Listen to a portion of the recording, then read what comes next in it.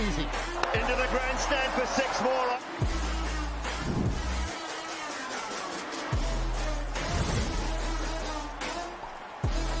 It is big all the way. Beautiful shot over the leg side.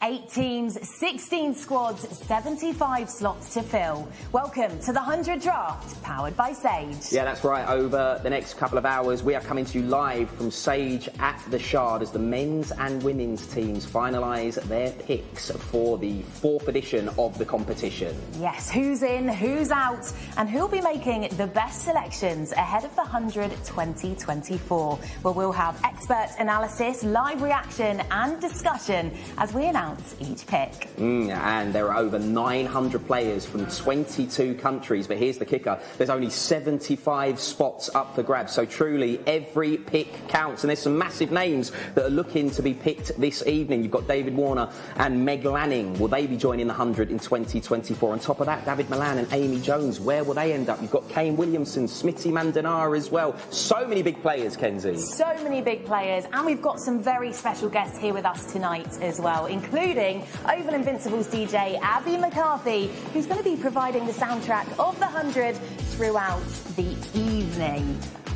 We're joined by Southern Brave and Oval Invincibles, the winners of the 100 2023, who'll be making their picks with us here at Sage at the Shard. We've got two people who know the 100 inside out, Charles Dagnall and Ebony Rainford-Brent, to explain the decision-making and provide some insights to the picks. Joining us from Sky Sports, we've got the legend that is Nasser Hussain to cast his expert eye over proceedings. And we're delighted to welcome the tailenders to Sage at the Shard tonight. As well as taking all the stories of the 100 Draft powered by Sage to you tonight, we also want to hear from you. Get your questions in for our players and studio guests. We'll be answering as many as we can throughout the show. Make sure you just use the hashtag #the100Draft on socials. And at the end of the 100 Draft powered by Sage, we'll also be giving you the chance to win 4 tickets to the 100 Finals 2024. More on that later. So Kenzie, we have been lucky enough to be part of the 100 since it started. Yourself down at Southern Brave, me at Oval Invincibles. But I guess the question is, and we can't forget the finals as well at Lords, but the question is, what's been your highlight? Oh, you can't do that to me. That's so hard. I've got to mention Southern Brave women lifting the trophy last year. That was so special to see. I think shout out as well to Tammy Beaumont getting that first 100 in the women's competition. I love that as well. Yeah. What about you? Huge moment. I've got a couple as well. The men lifting the trophy last year for Oval Invincibles, of course, was a huge moment, but also the very first night at the Oval. You know, the women played the night before the men against the Manchester Originals, and I just remember the fireworks going off over the JM Finn stand, over the pavilion end. It was just a real big moment for a brand new competition, and it was just amazing to be there. Oh, it's all coming back to me. It's certainly been some special moments, that's for sure. So let's remind ourselves of the best bits from the 100 2023. We've been waiting for the start of the 100. Bang! It's out of the Oval.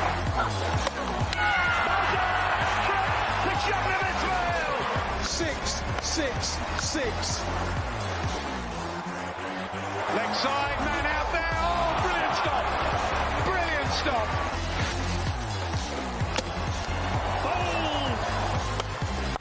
He goes big. It's 6. It's a magnificent 100 for Harry Brook. Swung into the leg side. Oh, brilliant bit of fielding out in the deep. That is a quite magnificent piece of fielding. He's the first woman to hit a ton in the 100. Superb, what a catch. 1, 2, 3. It's taken. He's held it. Goes for 6. The Southern Brave have beaten their nemesis. Overton wins it for the Originals. There will be a new name on the trophies this year. What a moment for the Southern Brave 2023. The Southern Brave women have finally crossed that line. Standing from the Oval Invincibles, they are the 100 Men's Champions 2023.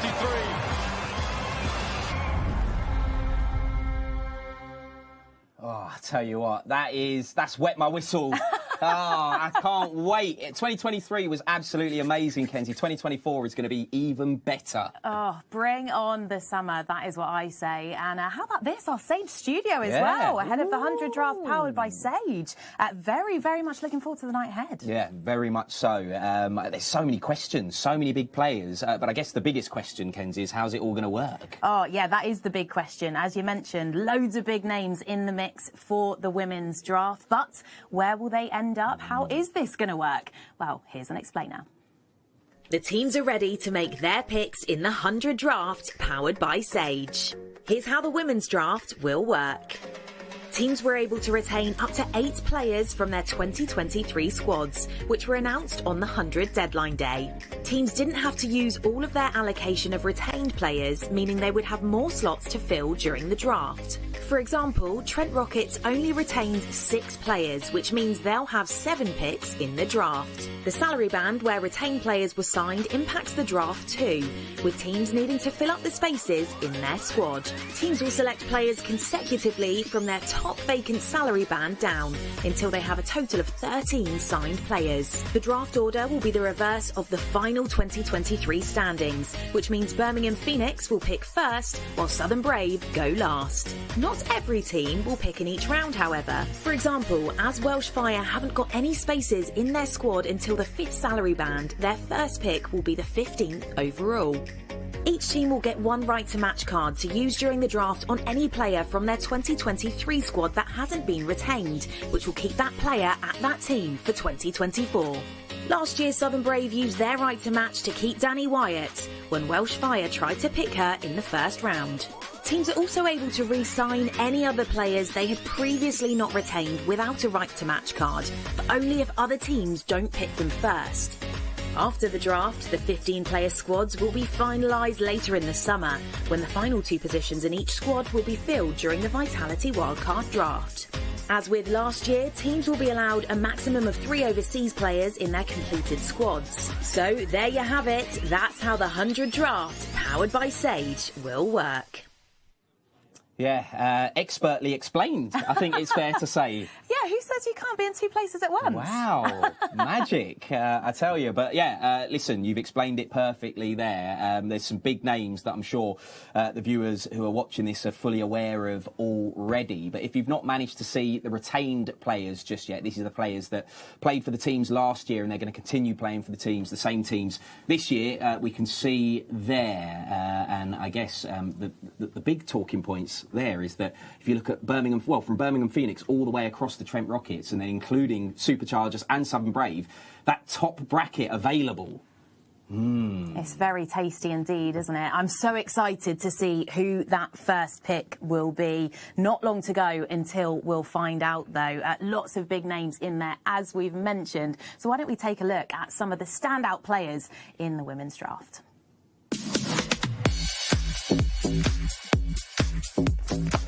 Wonderful strike all the way. Wonderful strike all the way. Second 6. Cleaned her up, goes full straight and gets the wicket of Wilson. Oh, what a catch. Amy Jones made that look easy.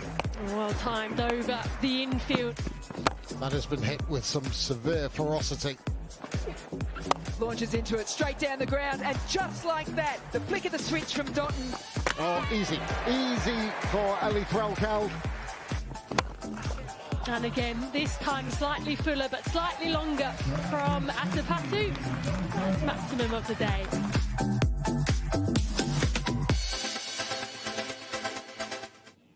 And in addition to all of those big names, we are joined by someone who will be taking part in the 100 once again this summer. It is Welsh Fire's Emily Windsor. Emily, great to see you. Hopefully that's got you excited. I mean, I can't wait, but I bet you're on tenterhooks waiting to find out who your teammates are going to be this summer. Yeah, absolutely. I think it's a different feeling for the women this year, having it being a bigger draft. And I know a lot of my teammates and people around are going to be sat on tenterhooks waiting to find out who who's playing where. But yeah, specifically at Fire, I can't wait to see who's joining us. Obviously, we had a really successful summer last year, so looking to go one better, and yeah, we got to do that by bringing in some big names, hopefully. Yeah, I mean, how confident are you that you can go one better? Because, you know, you got to the Eliminator after, let's face it, a couple of difficult years at Welsh Fire, and then, you know, last year you shut everybody up. Yeah, well, I only moved last year, so maybe it's really not.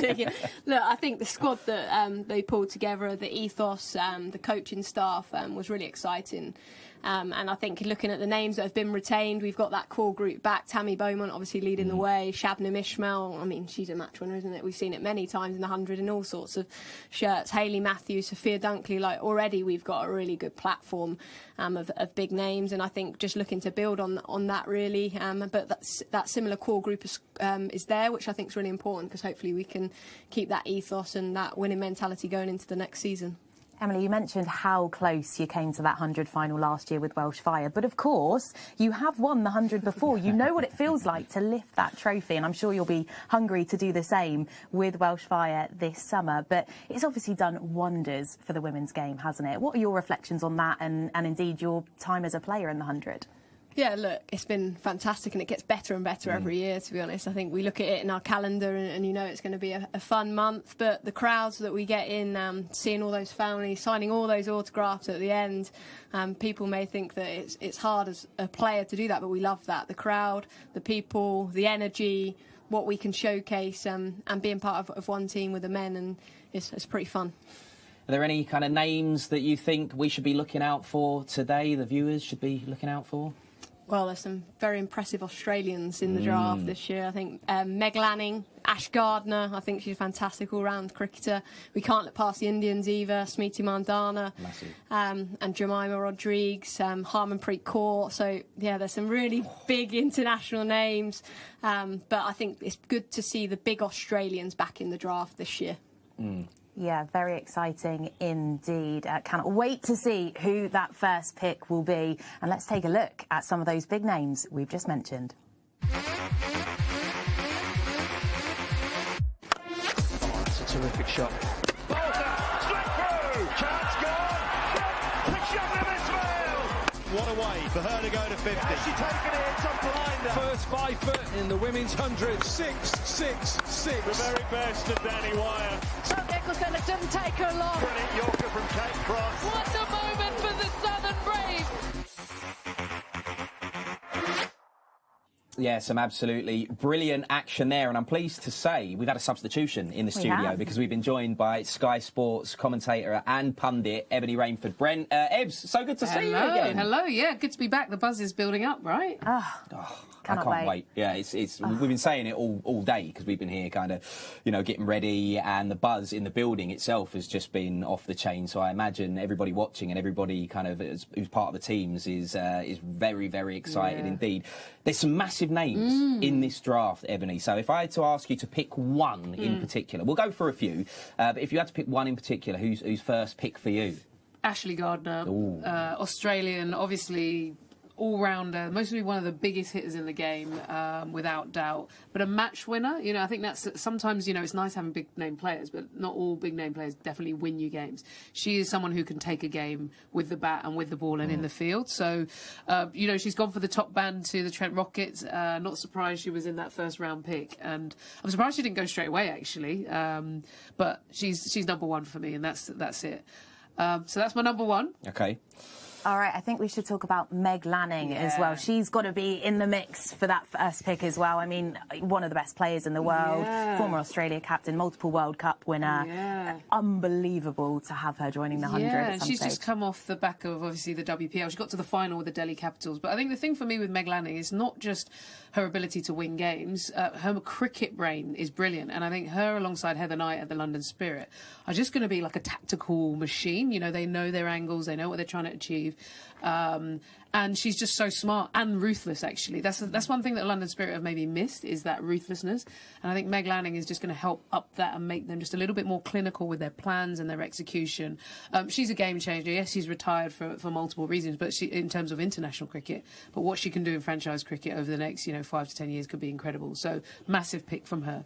Well, for you, Ebbs, if you had to pick a team that is that needs to have a good draft the most, bearing in mind, we don't know who's going where yet. So if you had to pick a team that needs a really good draft this afternoon, who would you go for? Yeah, I'll go for Birmingham Phoenix. Need some love. Obviously finishing last. And I think if you look at what Welsh Fire did last season, Welsh Fire made things happen. They made it come together by, drafting in players like Shabnim Ismail. That just turned it around. They had Hayley Matthews. So they got things right. I just felt Birmingham Phoenix fell away. They didn't quite know what their lineup looked like. When you look at a squad that's picked well, they know exactly. You can kind of almost pick the team and the 11 just by looking at the squad. I felt with the Birmingham Phoenix last year, yes, they had Elise Perry, yes, they had Devine, but other than that, you weren't sure what they're going for. So I think they need to really be quite tactical and smart about how they recruit.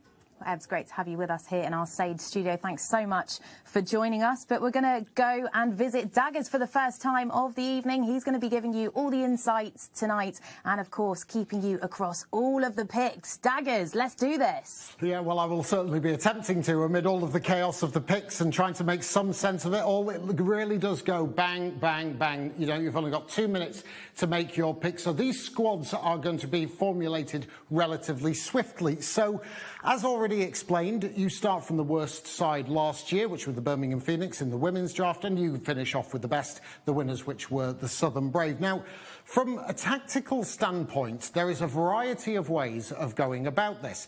You can pick for what you need, you can pick the best player available, or in some circumstances that actually moulds together. You might need a keeper batter and you might want to go and get Beth Mooney or someone like that. So it could actually work in a variety of different ways. So it's going to be interesting to see how sides approach this, how head coaches and captains alike formulate their squad to what they might need within their squad, from the retention of the players to actually, someone ridiculous is available, we might just actually go for them instead. So this is how the playing grid looks at this moment in time. Now, it does look like just a blaze of names, and it looks a little bit, a little bit of a mess in that respect. So let me try and simplify it for you.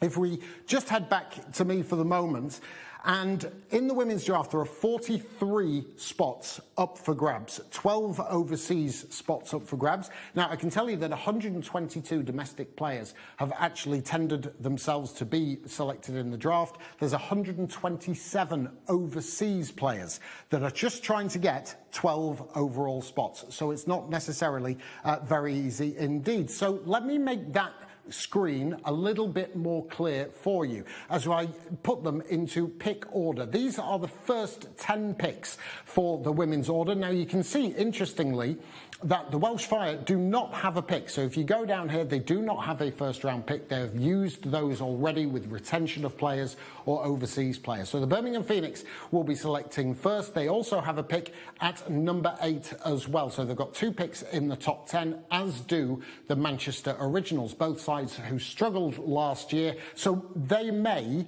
actually look to try and bolster their side with one overseas player or a domestic player as well, because domestic players in franchise cricket are absolutely premium players. So it'll be, again, intriguing to see which way they go.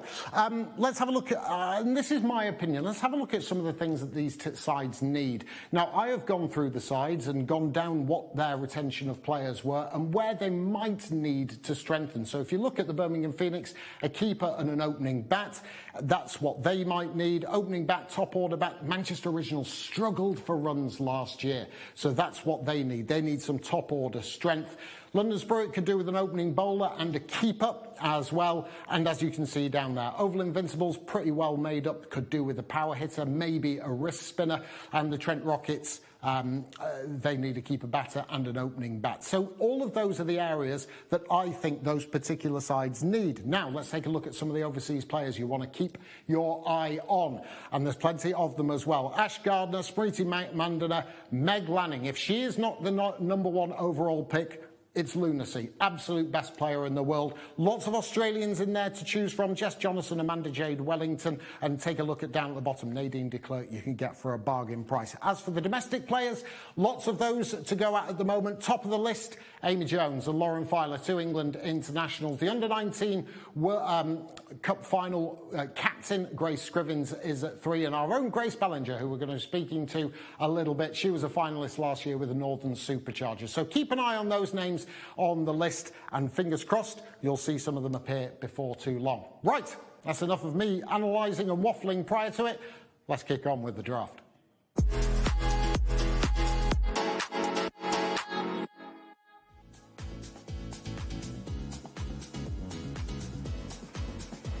So the moment that many of you have been waiting for, whichever side that you follow and however you want to see your team bolstered. Birmingham Phoenix, number 1 on the list. They finished bottom of the table last year, had a bit of a shocker. They have selected first and they have gone back to Amy Jones, England international, best keeper in the world. And it's a little bit of a surprise pick for me, because Birmingham Phoenix are getting the old band back together. They have Elise Perry there, they have Sophie Devine there, but Amy Jones was there last year. She's got herself a top contract, and that's excellent. And of course, in the middle order, she is superb. There was elements last year, there were winnable games, which I thought she was at the crease, should have really taken ownership of. But the first player, I told you domestic players are at a premium. Is it a bad selection? Absolutely not. Not at all. It's a great selection. They needed a keeper, they needed strength in their batting order, but a little bit of a surprise with Lanning and Ash Gardner on the board for the Birmingham Phoenix to go with Amy Jones. Let's move on. Second pick is the Manchester Originals, and they have gone with Beth Mooney. I mentioned about their batting woes last year, really struggled for runs. Well, they've got the number 1 T20 international batter in the world. The Australian overseas, she can keep as well. Ellie Threlkeld is there, so whether she will keep or whether Threlkeld will or not, we'll wait and see. But she will partner Laura Wolfart at the top of the order, and that immediately improves the Manchester Originals. Really good selection from them, and she'll look forward, I'm sure, as an Australian to batting on those Old Trafford surfaces. Number 3 is the London Spirit, and I wondered when she was going to get selected. Knew she wouldn't be on the board for too much time. Meg Lanning, I've just watched her in the WPL. She captained the Delhi Capitals. She joins the England captain Heather Knight. Down at Lords, Grace Harris, the Australian overseas power hitter and off spinner, down at London Spirit. This is the pick for me. She's still the best player in the world by a stretch. Now she's not playing international cricket. She's a lot more relaxed. I mean, if you need any more tactical awareness, you've got Heather Knight there. If you need any more, you've got one of the best thinkers in the game. She is a great selection for the London Spirit, and fans down at Lords will really enjoy watching her bat. Go across the river then to the Oval Invincibles. They are number 4 picking, and Chamari Atapatu. Now, here is a fabulous selection again for me. They needed a top order batter who can partner Lauren Winfield-Hill. Then you've got Alice Capsey. Then you've got Marizanne Kapp. Really good. She loves batting in the UK as well. Blitzed the WBBL for the Melbourne Renegades this year, or this winter. She also captained Sri Lanka to a T20 series win over England at the back end of last summer. She also bowls you very useful off spin. That is an excellent pickup for the Oval Invincibles. Now, on to the Trent Rockets. They had a bit of a gouge out. They got rid of a lot of players, retained very few, and they have picked up what Ebony Rainford-Brent said, probably the best all-rounder in the world, along with Nat Sciver-Brunt, Ash Gardner, and I think this is a great selection. Look, she didn't have a great WPL. It wasn't her best. We saw her in the Ashes last year, and she was dominant. She won the game for Australia in the Test match. She can change a game, can Ash Gardner, and I think this is an excellent pick. Again, you know, when you're picking from the cream of the crop, there are not going to be many bad selections, but those down at Trent Bridge will enjoy watching Ash Gardner bat. If you haven't seen her before, she will really knock your socks off. In the middle order, you bat her probably after Nat Sciver-Brunt with about, I don't know, 30, 40 balls to go. She can change the course of the game. Brilliant with her off spin, and she will be a hugely beneficial member of that Trent Rockets side. Let's crack on. We're getting through the first round. The Welsh side didn't have a pick. They already had Hayley Matthews in their top order, so Annabelle Sutherland has gone to the Northern Superchargers. Again, this is a player who's just come off the back of a double 100 for Australia versus South Africa in the Test match. She scored an Ashes 100 at Trent Bridge, and she is an all-rounder of great repute. Bowls very good medium pace, a lovely variety of change of pace deliveries, and she's a serious hitter of a cricket ball. Again, didn't have a great WPL in the UK conditions. I think she'll do very nicely as well. And the final selection of this first round at the top bracket, the £50,000 mark, and they are getting the band back together, are the Southern Braves. Smriti Mandana, they've fallen into their lap, really. She may have availability issues, as may some of the Indian players, due to the Asia Cup, but overall, I'm sure Charlotte Edwards is delighted to have Wyatt and Mandana back at the top of the order. So she will not have to change any of her kit whatsoever. The first round in the women's section is done. Make of that what you will. Let us know. Ebony and Nasser are with Nick Bright. Yeah, thank you very much, Daggers. As you just said, Nasser Hussain has come to join me and Ebony Rainford-Brent in the studio. Welcome, Nasser. Great to have you here. Great to be here. I mean, some interesting picks already. Some brilliant names at the top of that board. Brilliant, brilliant cricketers. If you had to pick one out that you think was the best, what would you go for? Meg Lanning.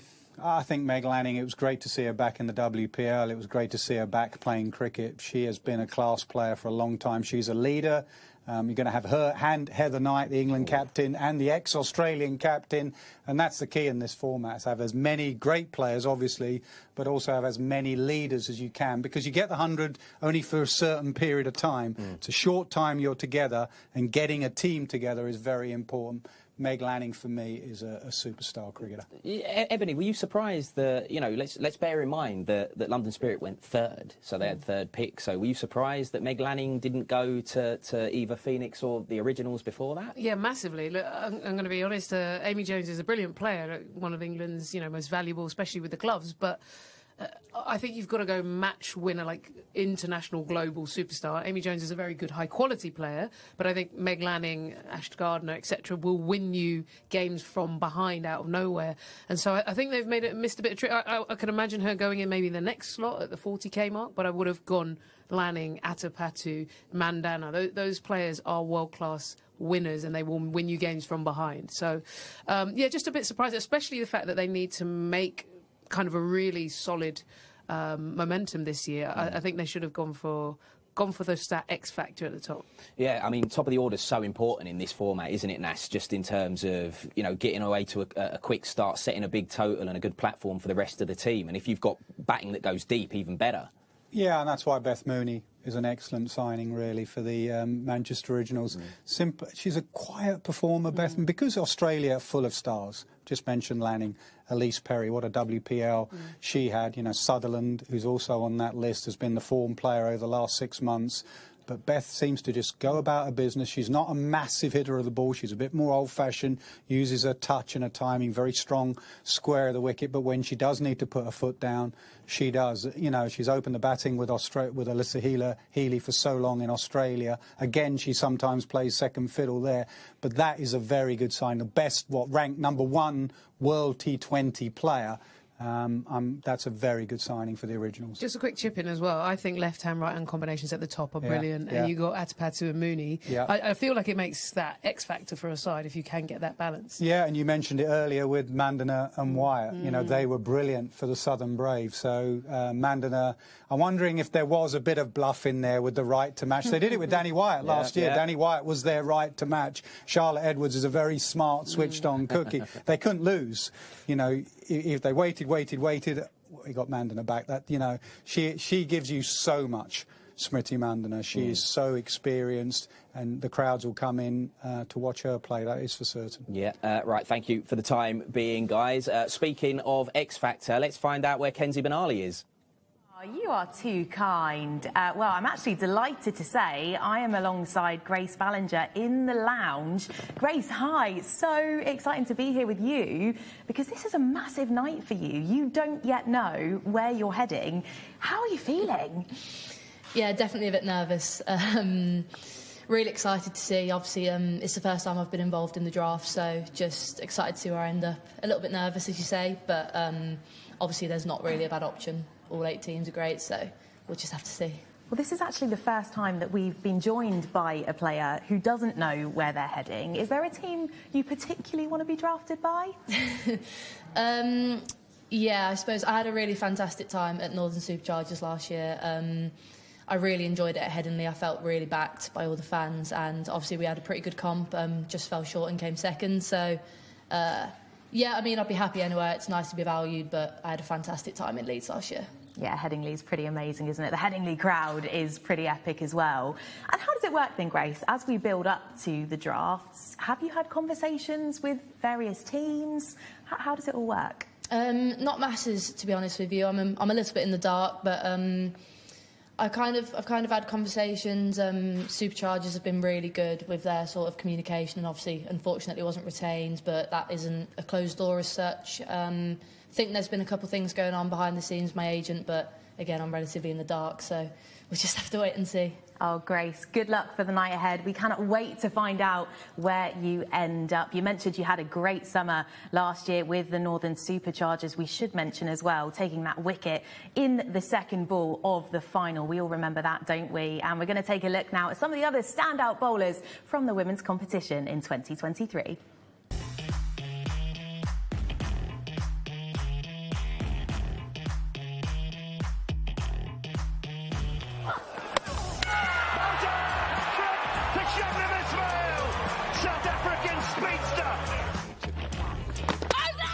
Oh, it's gone. Bowled. Dragged on.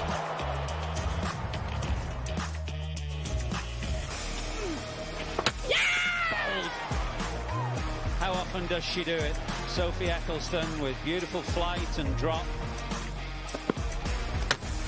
Right through the defence. That's made a rattling sound.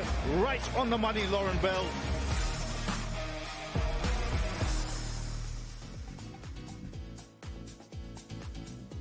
OK, so it was a fairly frenetic first round, and you've not had a great deal of time to absorb the information, but it is the 100 draft powered by Sage, and so we have to crack on and go through the next group of selections. We're going to kick off with the Birmingham Phoenix. Now, they have just selected Amy Jones, a wicketkeeper batter.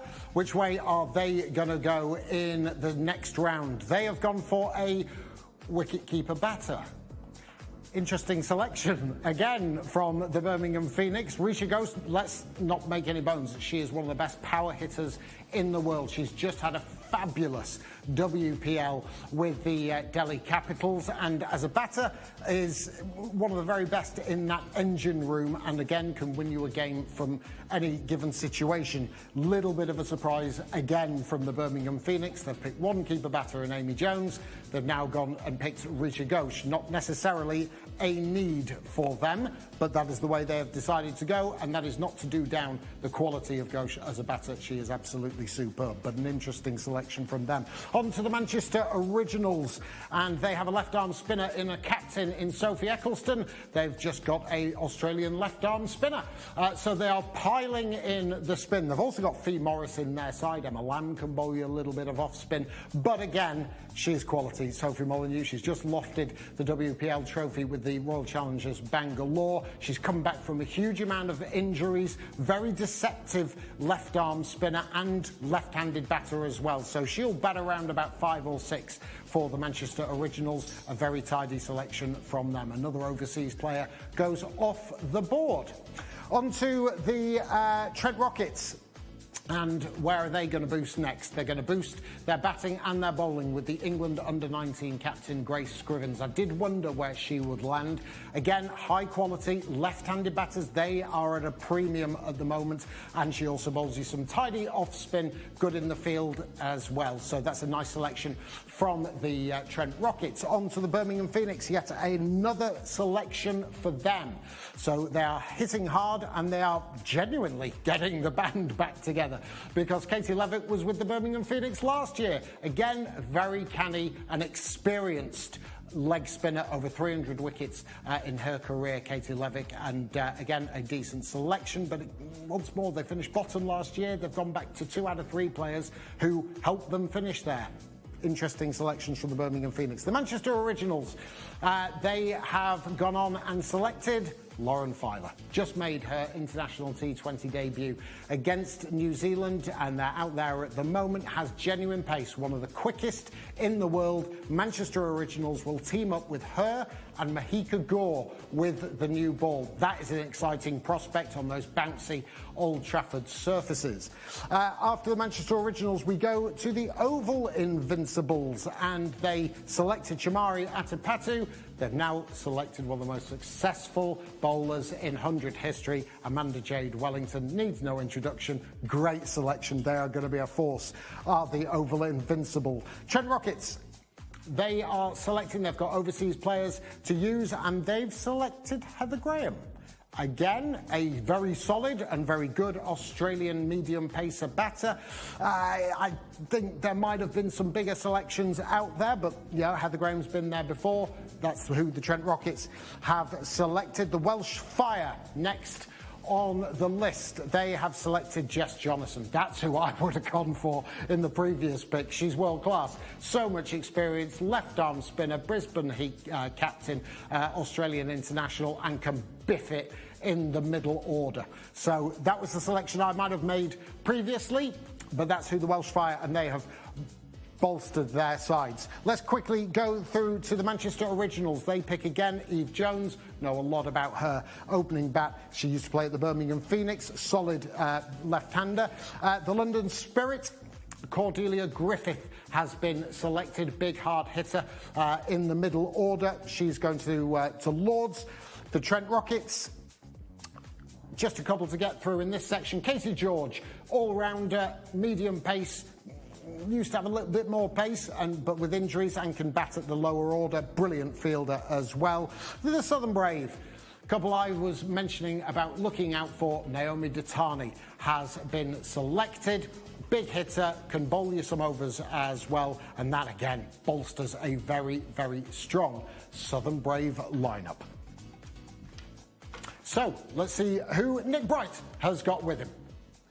Yeah, thank you very much, Daggers. So we are motoring along now. We'll be back with you shortly for a little bit more in a bit. I am pleased to say I'm joined in the studio now by the Oval Invincibles men's captain, Sam Billings. How you doing, mate? Very well, thank you. Thanks for having me along. Yeah, it's brilliant to have you here. And, you know, I don't want to reveal too much behind the curtain, but we were just having a little chat kind of off air, and you're a parent now, new dad. New dad, yeah, 2.5 weeks in, so not looking too tired, I hope, but been incredible, yeah, magical kind of couple of weeks. Yeah, I can only imagine what it's like, and I'm surprised you're getting, you know, a full complement of 8 hours in still.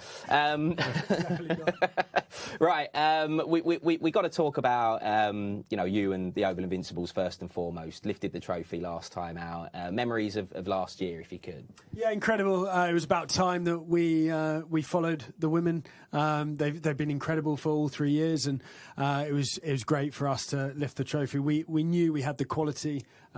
We've got a star-studded side, but didn't quite piece it together in the first couple of editions. And last year was very, very special. Different guys stepping up at different points in time, and I think that's any successful tournament. You rarely have like the leading run scorer or the leading wicket taker. You want 3 or so of each in the top 10, and just having really, really good tournaments, and everyone bonded really well. And hopefully we can go again this year. Yeah, I'm really looking forward to being back down in South London with you as well. Let's talk about your team actually in the women's draft. They've picked up Chamari Atapatu as a pick. That is a really decent selection for Oval Invincibles, isn't it? Incredible, yeah. She's had a great 2023. Really exciting, Sri Lankan. Left-handed, smacks it, and I think she'll go really well at the Oval as well. Great batting pitches historically, so really excited to see her in action, and adds to a quality lineup. I mean, Marizanne Kapp's one of my favourite players in that side, and arguably the best all-rounder in the world still, so seeing her alongside the new signings as well is really exciting. Yeah, super exciting. Just before we let you go though, double champions maybe for the first time, men and women? It'd be nice. Both competitions are incredibly competitive. You look at the signings that have been made in the women's competition there.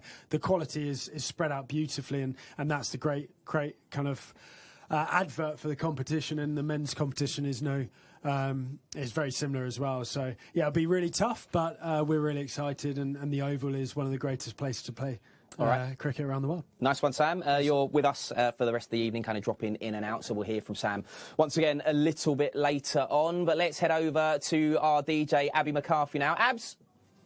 Hello, Nick. Normally, I'm bringing the bangers, of course, to the 100, but today I come with some good news. How would you like to get yourself on some tickets for the 100 finals on Sunday, the 18th of August? We have got 4 tickets to give away. So is it going to be you and 3 mates? Are you going to get your family to fight it out and audition for those tickets? How to get your hands on them? It's super easy. All you need to do is send us a selfie of you at the 100, or maybe you're watching the 100 draft right now. Wherever you are, we want to hear from you. We want to see you. All you need to do is use the hashtag the 100 draft on socials, and your photos and messages have been flying in all over the place already. We love to see them. Let's have a little look. Look at that. See, they're merched up. They are ready to go. There is a bit of rivalry going on as well, which we like to see. And this one, oh my goodness me, the cute points. 100 cute points immediately.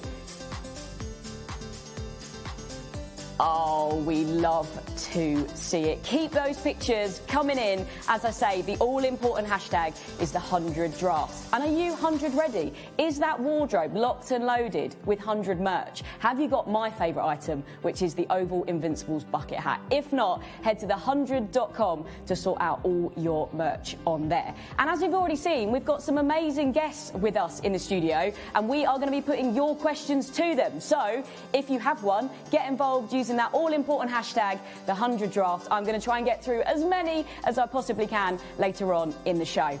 Now, I don't know about you, but I am hyped. I am so excited for this summer and the 100. So to get us even more excited, if that's possible, let's take a look behind the scenes at last year's competition. We put together a documentary series called Every Ball Counts. That is available on the 100 YouTube channel and on the website. But here is a cheeky little teaser.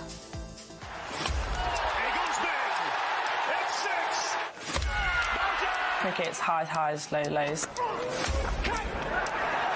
One ball can change the game. It is actually really good fun when you're playing cricket. The 100 2023. Me and Sophie just heading over to the nets to hit some sixes. Oh, this is so good from the captain. Saved you. Well, I assume you're excited as well. Got put up with you for a month. Yeah, absolutely pissed off about that. When she did that, I felt like a big sister that was like so proud of her. Been a bit of a roller coaster of emotions. Chaos.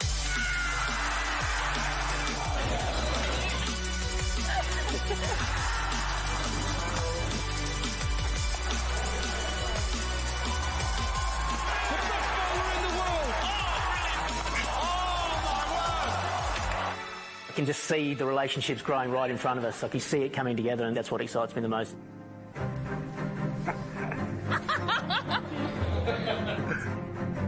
Cut.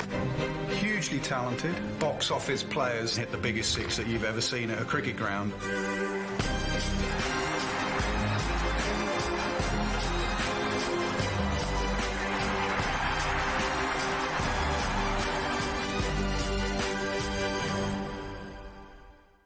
Yeah, I'll tell you what, seeing all of this action, I was just talking to my 2 guests alongside me. I'm so ready for the summer.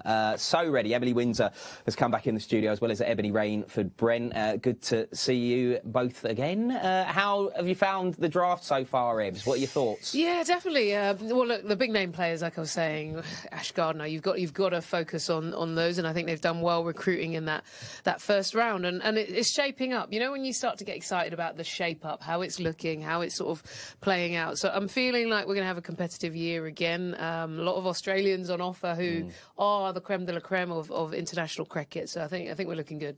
Yeah, and for you, Emily, keeping a keen eye on things, of course. Maybe for both of you, in fact, ones to watch, people that we should be looking out for. Have you got any inside info? Yeah, I think looking at those young players, particularly a few that stand out for me, I think Alexa Stonehouse at Trent Rockets. She's in the England under-19 tour going there, but you know her as a left-arm seamer. She plays locally in Surrey, but I think she can do some damage with the bat as well. So I think with Trent Rockets, that's a good signing. Mary Taylor at Southern Brave.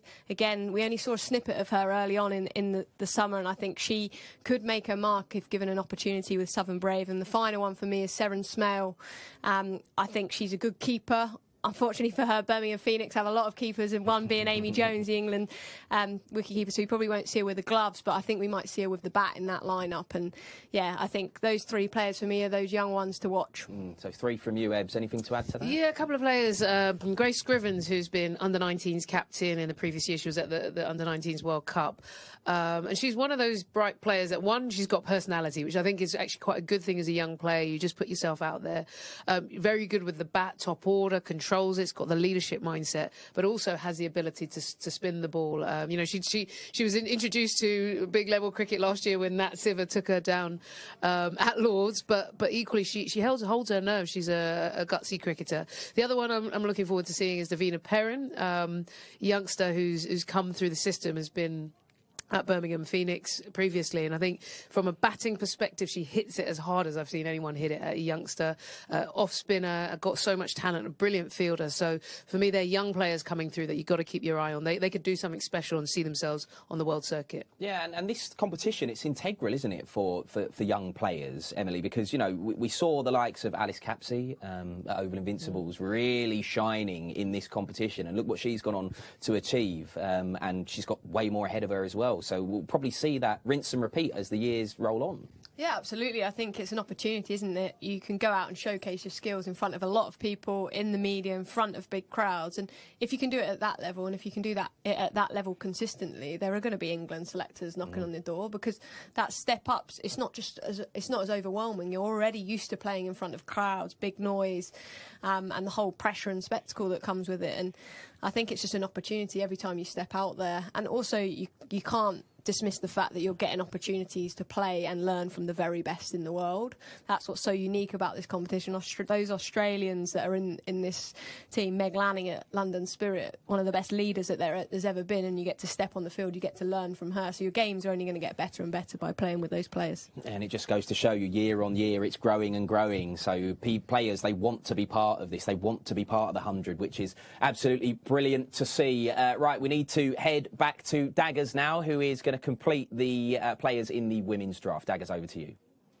Yeah, thanks very much, Nick and Emily. Right, as you can see underneath the screen, the names are scrolling across thick and fast, all the rest of the selections in the women's draft. Now, I'm not going to go through every player individually, but I am just going to pick out one or two. And the first selection in the next chunk of the 100 draft, powered by Sage, was the Birmingham Phoenix. Now, the Birmingham Phoenix have picked up Amy Jones, a wicket-keeper batter. They've picked up Risha Ghosh, a wicket-keeper batter. Their very next selection was Seren Smale, a wicket-keeper batter.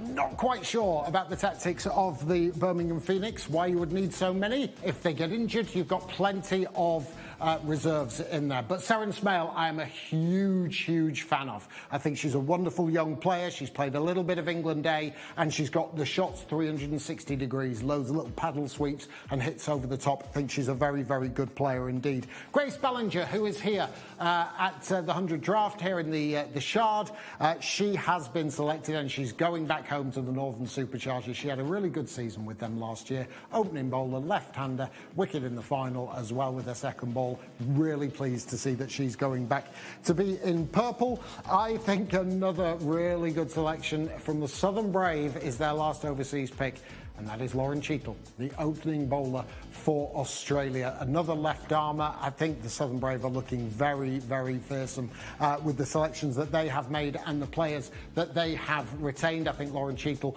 will cause a little bit of devastation in the top orders of many a side in the 100. And staying with the Southern Brave, following Lauren Cheadle's pick, they got back Kalia Moore, again, a very useful spinner. And I think, again, that just shores up the depth and the quality within the Southern Brave. So I think those back-to-back selections, Charlotte Edwards and the team will have to be patting themselves on the back, especially given the selections they've already made with Smriti Mandana, and so they will be delighted with the selections they have made as well. The Trinity Rockets picked this one up. This was number 31 in the picks that have been made. Josie Groves, young leg spinner. She did, I think she was on at the Birmingham Phoenix at one point, but again, an England under-19 with a great deal of promise. And she is a very nice selection for me. Northern Superchargers gone back to Lucy Hyam, off spinner, and she can bowl in the power play and isn't afraid to bowl at the death. Brilliant in the field. Nice selection for the former Leicester Grammar School captain. Just right at the bottom end, the Northern Superchargers. I said about one of these players you want to watch. The very last selection has been made by the Superchargers. That is Davina Perrin. Give this kid a chance. She has got some real talent and real quality. Right, the women's draft is pretty much complete. Let's have a look at an overview of all of that.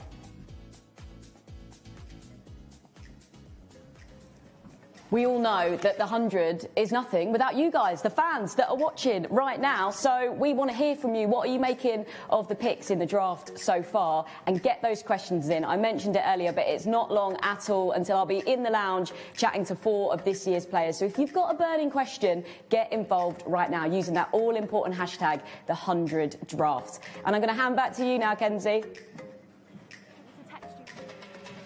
Why don't we get up some pictures? I know you guys have been sending loads in, so let's have a little look.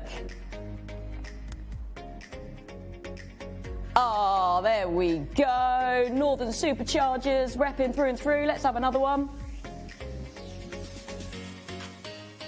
Love it. London Spirit. I mean, the Oval Invincible fan in me's, it's getting me fired up, but we love to see it. Let's get another one on.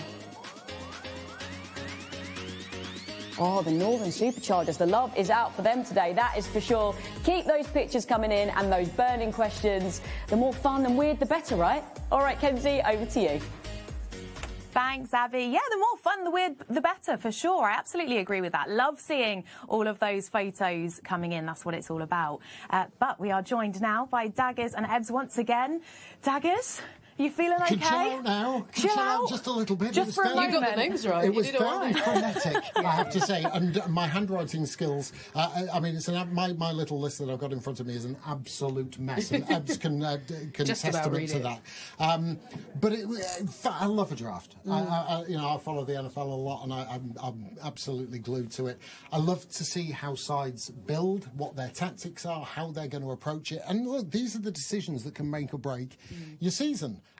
There's been some interesting ones, I have to say. But again, given the quality, and Ebbs, I'm sure will agree, given the rise in the quality over the last 5-6 years in the women's game, now it's, you look at some of the players that are left out and you go, wow, that they weren't selected, but the players that were, you think, I look at some of those sides and they are absolutely filled with quality. I'm really impressed, and I think, look, Charlotte Edwards has been around in the game for a very long time, and she's very strategic, but what she does well actually is keep consistency, because there's one thing picking everyone that you want, but the other is trying to still maintain a nucleus of a squad, and I feel like she's done a great job keeping that flow, kept minimal changes, but made sure when she's picked it's been good quality. She's comfortable, I think, as well. Like, you have to be comfortable as well, leaving a player out to see if you can pick them late, all that sort of movement. So yeah, looking at the squads overall, they're shaping up pretty well, quite impressive, and I think we've got a good season ahead. Yeah, a very good season ahead. We cannot wait. On paper then, who is winning the 100 2024? I'm going Southern Brave again. Yeah. I'm just saying they had to replace Anya. That's basically it. Anya Shropsole retired, and they've got Lauren Cheeto in the left armour plus Datani. They look good. Like they look the same. They've got Mandana back.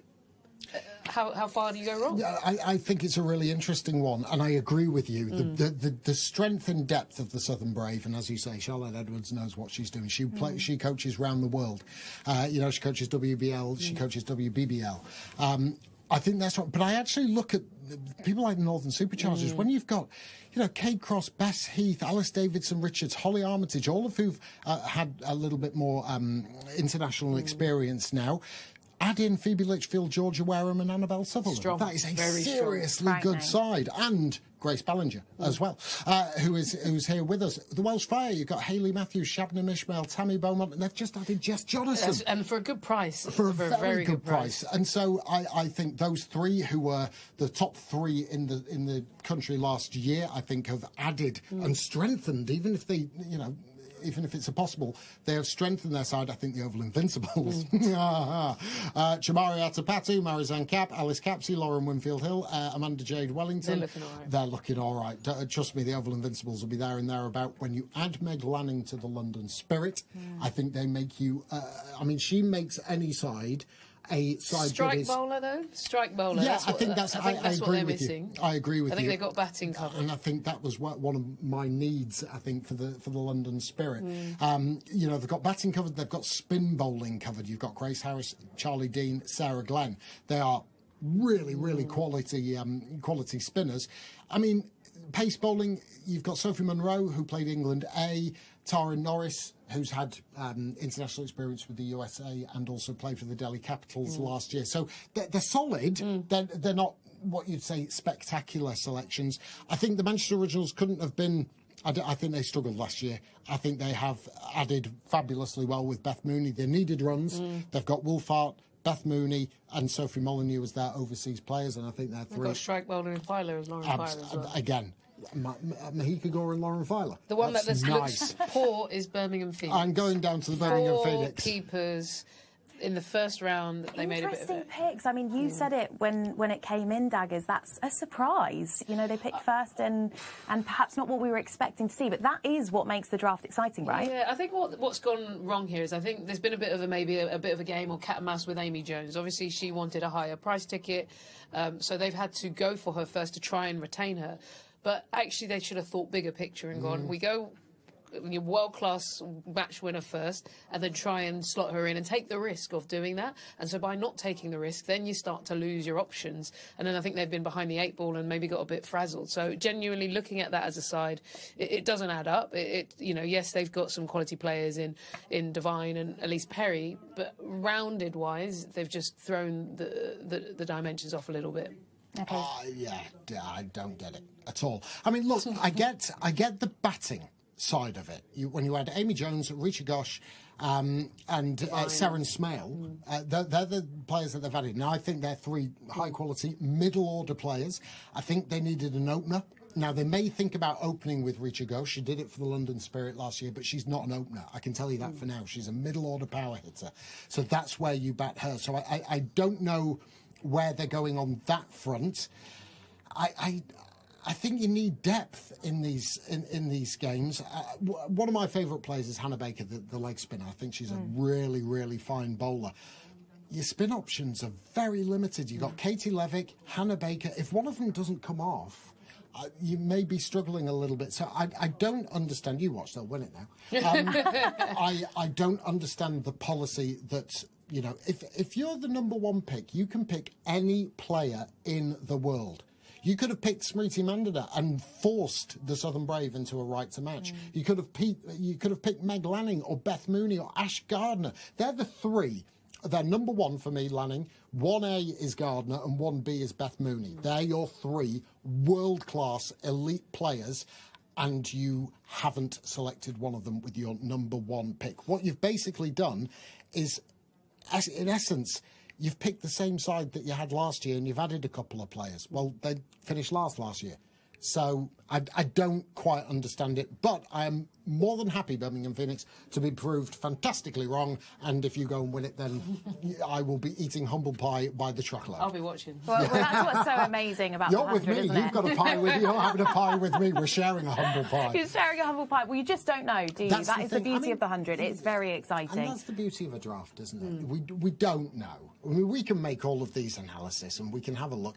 You don't know how a team's going to gel. You don't know about about the personalities within a squad and how they mix. You hope you do. A couple of things as well that need sort of ironing out. Captains need to be selected in a couple of those, in 4 of those sides. I know that the Birmingham Phoenix need to select a captain. I think Manchester have got Sophie Eccleston, London Spirit, Heather Knight. Oval Invincibles, I don't think have selected a captain. I may be wrong, but I don't think they have.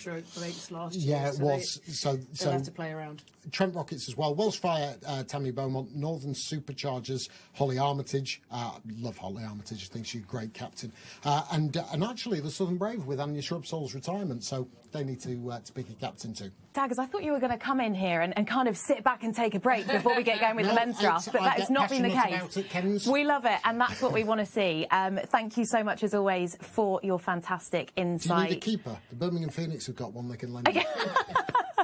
So listen, we've got to move on. We've got plenty to get through. There we go. The women's draft is done. All 8 teams have completed their picks. We're going to be heading back to Abby shortly, who's joined by some of the players. Before we do that, though, it's time to take a look at the Robinsons' flavour of the 100. And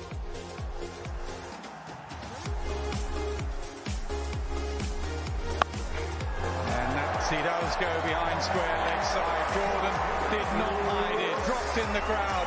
I'm not surprised with those things on. It won. The Northern Superchargers win the Northern Derby.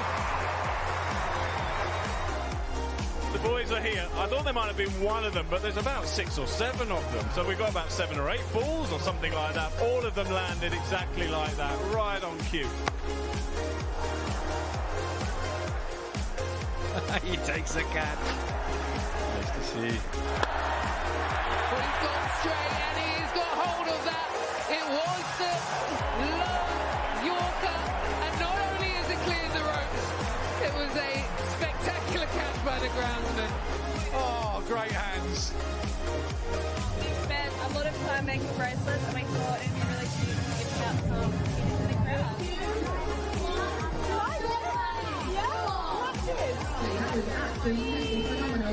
An intruder. She can do it all, can't she, Alec Cartney? Top edge. Should go all the way. Shortish boundary that side. Into the crowd for 6. Oh, it is a one-hander as well. What a catch. What a catch. Backing away from his stumps. This time gives himself an opportunity to swing through. Lovely catch in the crowd as well. Was this clean in? Yep, it was.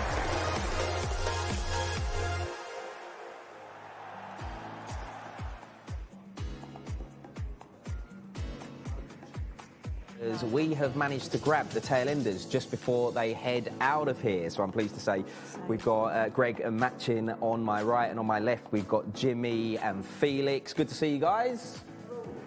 Hello. So what have you guys been doing here today, just before we talk about cricket, I guess? We've been recording a podcast live. Well, not live. We've been recording a podcast all about the 100. All about the 100. The whole point of a podcast is not live. Yeah, we've had some great guests on as well. Charlotte Edwards came on, NASA, Sam Billings, and Grace Ballinger. So it's been good. Yeah, all the big names, which is nice. Greg, I know you and Felix, as co-chairs of Oval Invincibles, you were at the Oval. I saw it on your social media. So what was happening? What were you doing? Making deals, just deciding who to keep, who to axe. We talked very we operate at sort of board level now. Right. So a lot of that stuff, Nick, we're not really allowed to talk about. But we can let you into a few of the secrets they lay on lunch whenever we go there, which is really nice. So the ECB money is being spent really wisely. Right. What kind of stuff do they have in there? I think there was a sort of a curry option. Okay. Which they put on for us. But in all seriousness, the lunch was delicious.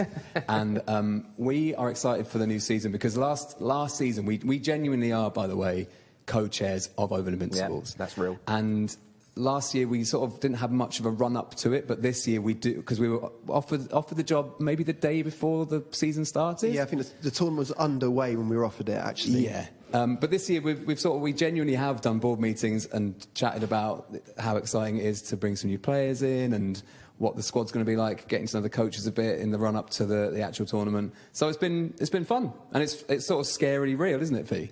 It is scary real, and what is also scary about it is, Nick, as you will know, that Oval Invincibles have won it 3 years on the bounce. So the women won it the first 2 years, and the men won it the third. So we can only fail, actually, in our role as co-chairs of Oval Invincibles. But what we will do is make it a beautiful place to be. And, like, as you know, in South London, the Oval is like a miraculous expanse of land, like in heavily built-up London. So it's really, like, spiritually for us coming here, a beautiful place to go. It really is, to add to your point, it really is the sort of worst possible timing to take over this role. It's a poison chalice. Because if something does go wrong, then there are two people that are definitely to blame. Like, very clearly it's our fault. Yeah. So there's a lot of pressure on the teams to deliver. I mean, I will say this, there is one thing that the teams can do better, and that's, I said this to Sam Billings earlier, double champions. You know, nobody's done that yet. Yes. Yes. And we will say this now.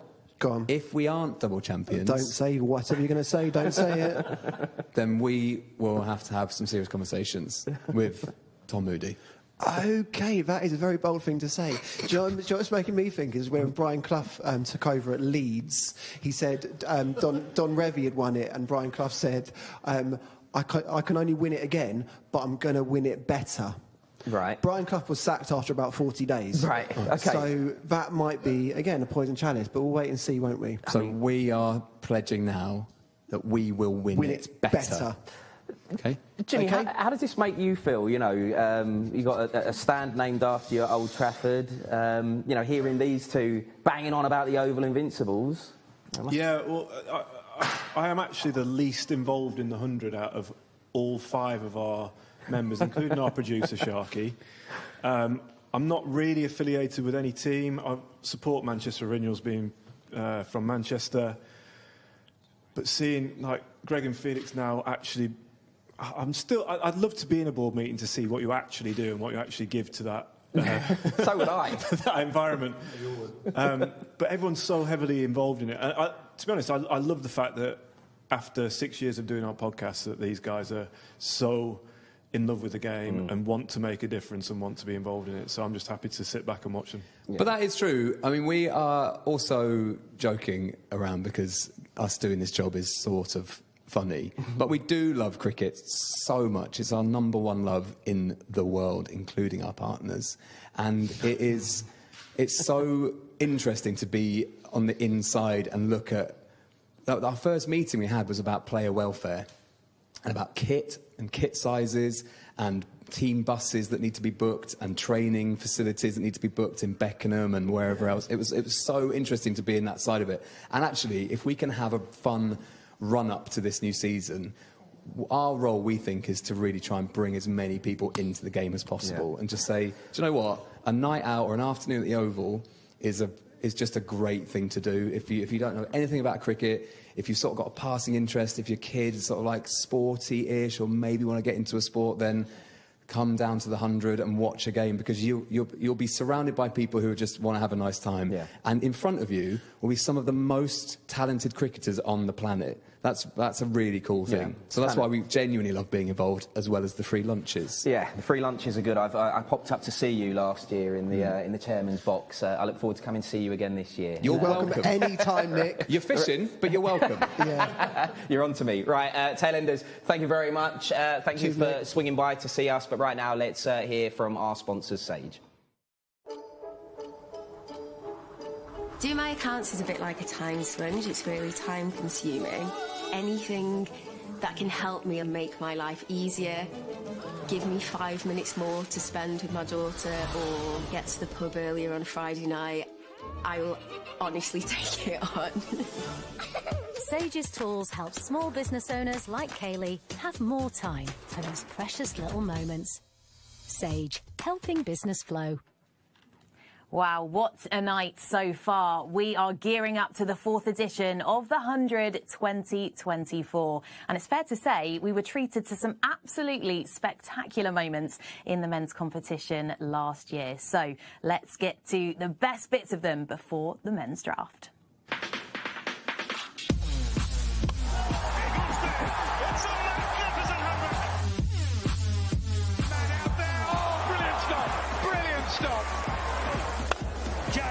simple catch him in off. Ball straight, leans Josh Little up. Oh my goodness, that's come off his head. Oh, it's on a plate for Root at the moment. That's the difficulty of bowling to him. What a catch. Taken on the boundary. 1, 2, 3. Overton wins it for the originals. Outstanding from the Oval Invincibles. They are the 100 men's champions 2023.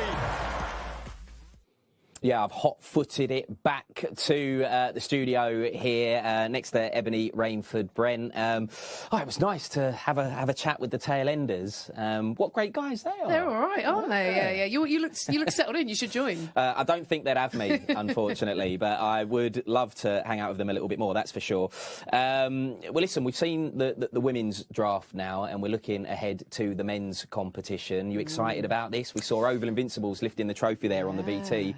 They'll be hoping to do that again. Yeah, again, I think it's the same sort of thing here, where the goal is to try and get as much of a consistent squad as possible. The men can retain up to 10 players, which is more than the women, actually. The women are only 8, plus they're England players. So there is more room to have a bit of consistency. But again, you've got to get your big prices right. And then also, I guess, the money is quite considerably higher. So, the top ticket is 125k for the guys, which is not bad, down to 40. So, again, people are going to be gunning for those top spots because it's quite juicy and it means a lot. Yeah, those big numbers. And what's really interesting, the thing that I love about the draft is that some teams have occupied their 2 biggest bands. So, they're out of the running for essentially the big hitters because, they've taken those slots already. Yeah, and they've decided to just stick with that. And then the other is, got players like Jason Roy who's put himself in at 100 grand, which is great. He's a high-quality player, but it is also a risk. What if the teams go for the big-ticket names early doors and you end up exposing yourself? So again, it's like there's a lot of like cat and mouse. Where do you go? Who's going to go for those ones? But I think it's a smart move. If you can retain a 125 match-winning player, then you go for that option because you know that some of those players are going to win you the tournament. Well, listen, Ebbs, you explained that so well, but just in case you didn't manage to catch all of it, here is a little explainer for the men's draft. The teams are ready to make their picks in the 100 draft, powered by Sage. Here's how the men's draft will work.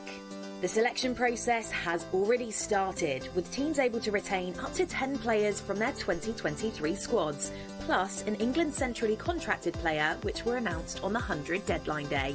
Teams don't have to use all of their allocation of retained players, meaning they'd have more slots to fill during the draft. Trent Rockets only retained 8 players, which means they'll have 6 picks in the draft. The salary band where retained players were signed impacts the draft too, with teams needing to fill up the spaces in their squad. Teams will select players consecutively from their top vacant salary band down until they have 14 signed players.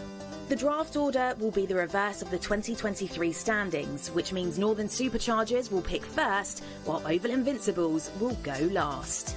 Not every team will pick in each round, however. For example, as Oval Invincibles haven't got any spaces in their squad until the 9th salary band, their first pick will be the 19th.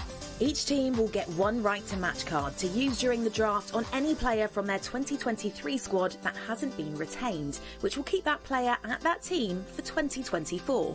We saw that last year when Southern Brave used their right to match to keep Tim David in their squad when Welsh Fire tried to pick him in the first round. Teams are also able to re-sign any other players they had previously not retained without a right to match card, but only if other teams don't pick them first. After the conclusion of the draft, the 16-player squads will be finalised later in the summer, when the final 2 positions in each squad will be filled during the Vitality Wildcard draft. Teams will be allowed a maximum of 3 overseas players in their completed squads. So there you have it. That's how the 100 draft, powered by Sage, will work. Brilliant stuff. Thank you, Kenzie, for the explainer. So very similar to the last one. It's from worst to best, and then it just goes round snaking around. So let's just give you a little bit more meat on the bones for that, because for the men's draft, there's only 32 spots. up for grabs. So if I take a look at the player grid right now, there are only 32 spots up for grabs. 247 domestic players are trying to get those some of those 32 spots, but 14 of those are going to be made up by overseas players. A whopping 389 overseas players have tendered themselves to be available for the draft, and only 14 are actually available to be selected. So this is how that grid that you just saw will actually work in practice and the pick order. So if we just take a look at actually whose turn it will be first to last, the Northern Superchargers are kicking things off. Freddie Flintoff as the coach there, his first selection. All of those 389 players that he can choose from, he will be selecting first. The Northern Superchargers actually have 2 in the top 12. So they've got a couple of selections. London Spirit are picking 2nd and 7th. The Birmingham Phoenix have a selection. Rockets, Fire, Brave are 6th and 12th as well. So that is the order of what's going to be happening in the men's competition. Let's take a look at the team needs then, what I think each of these sides are going to be looking at. The Superchargers, for argument's sake, lost Adam Lyth as an opening bat. They need numerous different things from me, as they were the worst team from last season. Lots of options for them to try and boost their squad. I think the Birmingham Phoenix, they need a wrist spinner. They also need an opening bat. You just go right down. And I think actually at the bottom end of those sides, you look at Southern Brave, the Manchester Originals and the Oval Invincibles. It's very difficult to find things that they might actually need because they are so well-rounded, their sides. Plenty of bowling depth, plenty of batting depth. So really they can be very, very selective about who they pick and where they feel they can boost their squad. So let's have a look at some of the overseas players you might want to keep an eye on, and there's plenty of them to go at. Nicholas Pooran went for $1.6 million in the IPL, and he went to the Lucknow Supergiants. He's going to be one to keep an eye on.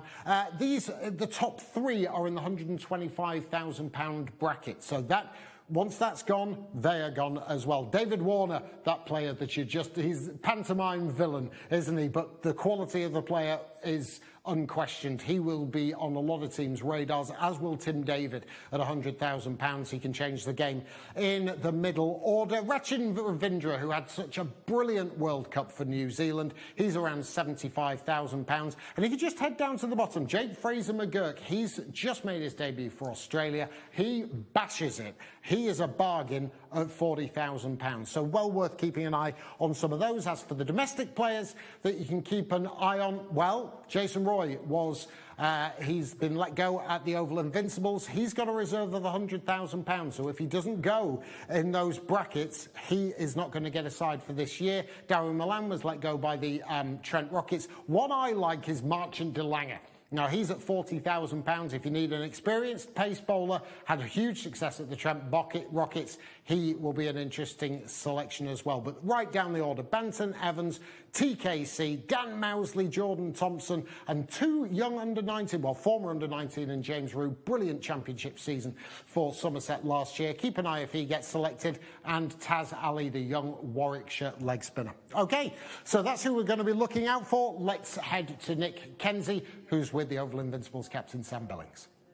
Yes, indeed, we are, Daggers. Very, very much looking forward to the men's draft getting underway. Northern Superchargers, of course, with that first pick. Sam, how exciting is it to have Freddie involved with the 100?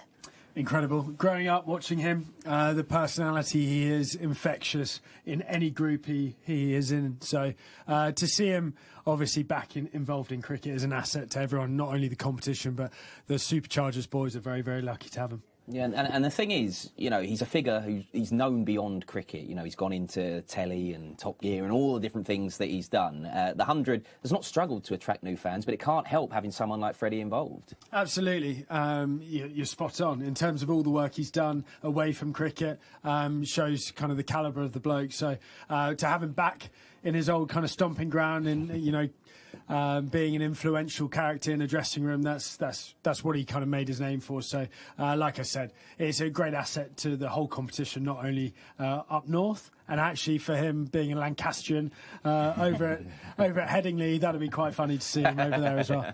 What a player he was, by the way. We've got to mention that. How would he have fared in the 100, Sam? I think he would have been one of the top picks. That is for sure. Any player, all-rounder, great fielder as well. Huge value in the modern game as well. So he obviously played the IPL, played for Chennai, I think, Big Bash, Brisbane, and all around the world as well. So he would have been hot property in this competition. Yeah, and we know that the Northern Superchargers had a tough year last year, finishing bottom, which is why they get to pick first. But having a legend like Freddie around, that will give the players a lift that are there. They'll want to perform for him, won't they? Does that worry you as the the reigning captain, I guess? Worry's the wrong word. I think respect is the key one. I think he will have a great influence, of course. It'll be interesting to see how he goes coaching as well. Probably his first head coach role. So that might take a little bit of time to kind of find his feet. But yeah, I mean, having first pick, it doesn't get much better than that. And there's some great players to pick from. It certainly doesn't get much better than that. And there are some great players to pick from. So if you were in the hot seat, if you were Freddie tonight, who would you be picking first? Well, yeah, I think looking at their kind of squad, I think Tom Banton's gone back into the draft, so they probably need a wicket-keeper. And for me, one of the best in the world, apart from Josh Butler, of course, is Nicholas Pooran. So I'm thinking he'll go certainly in the top 3 picks. And then obviously I think Andre Russell is still in the mix. On his day, he's as good as anyone. But any of the West Indian boys, they're hot property in this format of the game. So, cheers, Sam. Thank you for the minute. Those are Sam's ones to watch, I should say. But there's a few more that you should be keeping your eye on as well.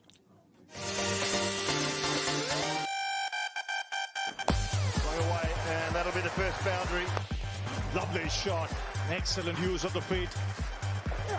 And he goes to third man, should be taken. Easy catch, gone. Shot. That'll be 4. Excellent shot. Again, he premeditates. This could go all the way, Nice way to finish it as well. Off stump out of the ground for Josh Little. High it goes again and very firmly struck. Catch it. Chance to catch and taken it a second time.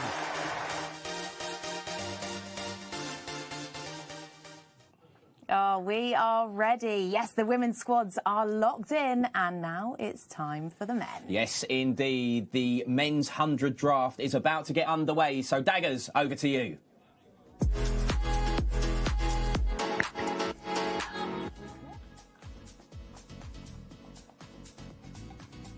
OK, so we have done all of the women's draft. That is completed, and reactions coming in, and keep them coming in. Get in touch with us as well using hashtag #the100draft on your selections for the women. Now we turn our attention to the men and the top bracket, the £125,000 bracket. So you're expecting some of the best players in the world to be selected here. There are plenty to choose from, and one of the most intriguing scenarios is up at Headingley for the Northern Superchargers. Had a bit of a shocker last year. And how are Freddie Flintoff and his crew going to select with the #1 pick? They have gone and mentioned about Nicholas Pooran and that huge amount of money that he went for to the Lucknow team in the IPL. They have made him their #1 pick, and there's a lot to love about this. A left-hander, he can keep as well, and he is devastating in the middle order. It depends where Freddie decides to bat him, but they've got plenty of options. They did need an opener, whether he can do that role or whether they just shuffle the order around and maybe select one a little bit later down the line.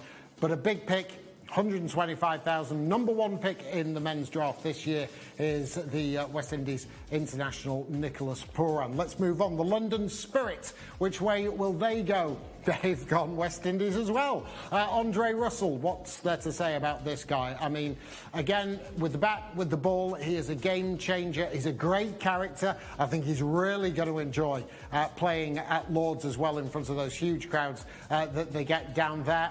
And I think that, again, it's a player who does everything for you. You are strengthening your side with what he offers. And again, we talk about power hitting, but we talk about death bowling. They lost Jordan Thompson in the retention list, and they needed a death bowler that help out. Andre Russell can fill that void very nicely. So not only have they picked quality, but they've also picked for a certain need that they needed as well. So let's move on to the next pick, and this is the Birmingham Phoenix, and they've gone for pace. How about this? Adam Milne and Naseem Shah. Sam Billings is just behind me over there, and I'm just trying to get a read on what he feels about facing Naseem Shah and Adam Milne. He's just gone, bring it on. But this is a serious bowling lineup. They want pace. They've got it in Naseem Shah, Pakistan international. Did play at the Oval Invincibles as well, so Billings will know him and what he's got to look forward to in the forthcoming season. So Naseem Shah has gone to the Birmingham Phoenix. Let's move to the Trent Rockets. Where are they going? Rothman Powell. It's all West Indies at this moment in time. There's absolutely tons of them. Nicholas Pooran, Andre Russell and Rothman Powell. And yet again, you are getting a seriously good player. And Trent Rockets, big high scoring ground, relatively short boundaries. He ain't got a problem hitting any boundary in the world. Rothman Powell, and again, it's a really solid and very, very high quality selection from the Trent Rockets. And it seems that's where they're going, bar the Birmingham Phoenix. All of the three selections from the Superchargers, the Spirit and the Rockets have gone for power hitting and those who offer with the ball as well. So, the Welsh Fire, let's move to them. Welsh Fire, far improved last season. They have decided to use their 125 pick on a domestic player, and that is Tom Kohler-Cadmore. Now, he was at the Trent Rockets. He was released, but the 125, is this player a difference maker? Yes, he can be. He didn't have the success that he would expect last year, but this guy plays franchise cricket around the world. He's a big old unit. He can clear boundaries, and depending on where you bat him, you can bat him at the top of the order or down at 3 or 4. But they lost Awid Malan. They've replaced him with Tom Kohler-Cadmore. On to the Southern Brave. And, quelle surprise, we have a West Indian big hitting all-rounder. They seem to be flying off the shelves at the moment. And Kieran Pollard, who, again, we know about, he's done it for a long period of time. We saw him down at Lords quite recently. Huge amount of experience. And again, the Southern Brave will be delighted because they did need that middle order power hitting option. And finally, their second pick in this £125,000 bracket is the London Spirit. And they've gone for a big hitting, powerful West Indian left-hander. They're really, really going to thrill the crowds down at Lords. Right, let's head back to the studio then. That's the first round completely done. Kenzie Benali has Nasser Hussain and Ebony Rain for Brent with her. Yes, indeed, I do. Daggers, you make it look so easy. There we go, then, the first round of picks in the men's draft. Nicholas Pooran going first there. Is that making sense to you, Nasser? Yeah, I mean, there's some big hitters in there, and there's some big hitting West Indian cricketers in there. I guess last year it clashed a bit with the CPL. The CPL's a bit later, so you have got those West Indians. Pooran keeps wicket as well. First pick for Andrew Flintoff in the tournament. I think it's a good pick. I think there's a lot of experience in there. If you look at Andre Russell, 36 years of age when the tournament starts. Kieran Pollard, 37 years of age, played the most T20 cricket out of anyone in the world. So there's some seriously... I'm still getting over Daggers saying Kel Surprise, actually, but there are some big hitters. They've gone big hitters and pace. Naseem Shah, coming back from injury, had a really good PSL. He's a good signing. Yeah, any that stand out for you in particular? Well, I was worried about the Lords boundary. I was just asking you off air. I said, how big is Lords? Because let's face it, they've gone for two 125 pick. Shimron Hetmeyer, of course, the left-hander. What I would say, though, it does really tell you what coaches are thinking about where the game's going. As in, sometimes, back in the day, we say, is it the spinners that you're going to go first, and whether it's the Rashid Khan type. But everyone has gone for a big hitting, out-the-park type player. Clearly, it is all about cleaning the ropes. It's about dominating opposition. So that theme has come through very strong, and I think we're going to see quite a firecracker start to all of the games. We love a boundary in the 100, don't we? That's what it's all about. We love sixes. I know it's hugely early days, but who's in front at this stage of the draft? Too early to say, really. No Warner yet. A lot of talk about Warner, but there's still a couple of rounds there to go. So I think it's far too early to say. Obviously, the London Spirit with 2 picks in there and 2 big hitters, Russell and Hetmeyer, they look strong. The thing with the Oval Invincibles, because they've won it, I'm looking at their list. They could sit back, have a cup of tea, put their feet up. No wonder Sam Billings is just strolling around telling everyone what a great season they had. He could come back at midnight before they need to have their first pick. So I'm actually more interested in down the list and see there's some good value bets, I reckon, coming in down the order.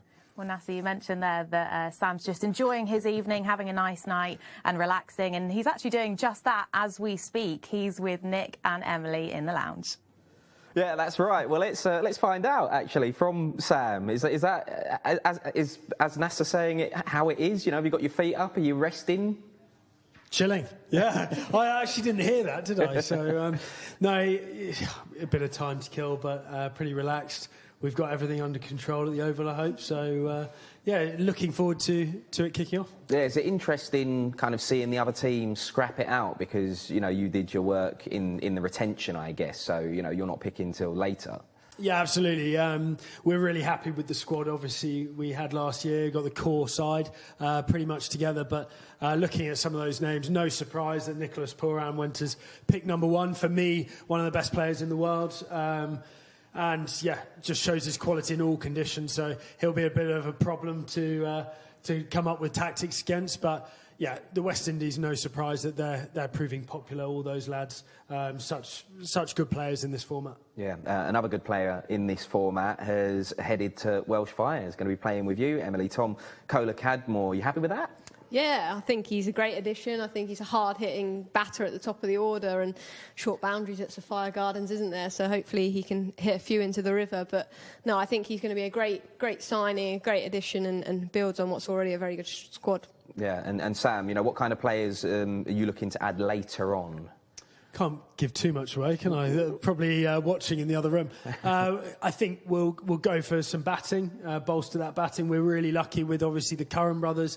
Both of them such great all-rounders, really balance our side up nicely. So we probably need a top order batter and obviously another overseas player to add to that as well. So can't give too much away. And Emily, one thing's for certain, we're going to see, you've already referenced it there, some massive sixes in 2024's competition in both the men's and the women's. Yeah, I'm worried for all those children in the crowd, actually, all those West Indians.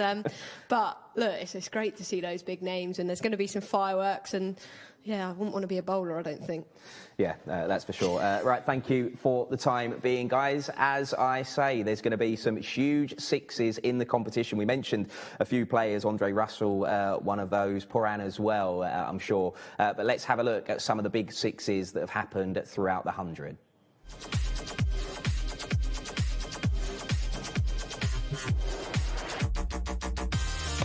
Down the pitch, heaved away to the leg side. 6, first maximum of the game. That's gone a long way. A very long way. That is slogged away into the deep. Beautiful shot over the leg side. 6 more. It is big all the way. And that's been clubbed leg side. That's the shorter boundary. We have our first 6 of the 100. Slower, wider this time, but met with a lovely lofted drive over extra cover and the huge cheer here. OK, so we've got through the first round at the £125,000 mark. We then drop now to the next rounds where we're going from £100,000 to £50,000. Now, let me tell you that the Oval Invincibles don't even select in this little section. They're picking at number 19. So let's get through these now. The Trent Rockets, they needed, in my opinion, a finger spinner. They have got one. Imad Wasim goes back to Trent Bridge, the Pakistan international. Left arm spinner, can also whack it in the middle order. Really nice selection from the Trent Rockets. On to the Welsh Fire, and they have an overseas spot to fill, and that has been filled by Shaheen Shah Afridi, one of the most box office players in the world. Now, there is a bit of a question about availability. Now, don't forget, if they have international commitments, you can replace that player at the same band level. So some of the players that haven't been selected still might get an opportunity to play. But Shaheen Shah Afridi was brilliant for the Welsh Fire last year in the games that he played, and then he is returning to South Wales this coming year. On to the Manchester Originals. Now, I looked at the Originals. What did they need? They needed an opening bowler. They needed a spinner. They've got one, and they've got a really fun one, I think. Sikandar Raza has had a brilliant last 12 to 18 months for Zimbabwe and also in franchise cricket, and he is a difference maker. And when you've got Joss Buttler and Phil Salt at the top of the order, you need that middle order bolstering and that useful element. He does everything well, Sikandar Raza. Is he the biggest name in the world? No, he's not. But is he a quality player and a really astute pickup for the Manchester Originals? Yes, I really think he is. So that's the Manchester Originals who've gone for the Zimbabwean Sikandar Raza. The Northern Superchargers, which crossed the Pennines, have gone for Daniel Sams, and this guy has been doing it a long time, both in Australia and here in England, for Essex in the county system, for the Trent Rockets last year. Left-hand opening bowler, can bat as well, bowls up front, bowls at the death, and can give it a big whack when needed. So again, another really solid overseas pick from the Northern Superchargers. The Southern Brave have gone Laurie Evans. What a player this guy is. He was with the Manchester Originals last year. I'm sure bowlers will be delighted that they don't have to go Salt, Buttler, Laurie Evans. Performed brilliantly for the Perth Scorchers in the Big Bash League, and again a fabulous power hitter and stroke maker. Laurie Evans, a very fine pickup for £75,000. That's a bargain for the Southern Brave. On to the Manchester Originals, and after picking Sikandar Raza, they've gone for another really interesting selection. Fazal Haq Faruqi, pace bowler from Afghanistan, number 15 in the World T20 rankings. And again, this is someone who's got really good change-ups and I think will bowl well on the Old Trafford surface. So that is where the Manchester Originals have gone. Let's go to the Trent Rockets. They got rid of Dawid Malan last year. They've replaced him with Tom Banton. I suggested that actually their first pick might have done that in Rodman Powell, but Tom Banton bolstering that top order for the Trent Rockets. Didn't have a great time of it with the Northern Superchargers last year. He wasn't retained. He finds a new home just down the M1 at Trent Bridge. And that's where he will play his cricket for the 100 this year. Let's move on to the Southern Brave, Akil Hussain. Again, a player, I'm going to be honest with you, I don't know a great deal about. He's left-arm spinner from the West Indies. He made headlines recently. Ian Bishop having his commentary all over Akil Hussain. Again, a very useful cricketer, left-arm spinner. But again, I've not seen a great deal of him, but the Southern Brave have, and they're the ones who matter. And they have added Akil Hussain, the West Indies left-arm spinner. He also played at the Qatar Gladiators in the PSL. Northern Superchargers, Tom Laws is going to be playing pace bowler from Surrey. He has gone for £50,000. He will be opening the bowling, no doubt, at the Northern Superchargers. It's an area that I thought they needed to strengthen as well. They've done that. He's a very fine, promising young cricketer, and £50,000. Tom Laws has been selected in that section. London Spirit.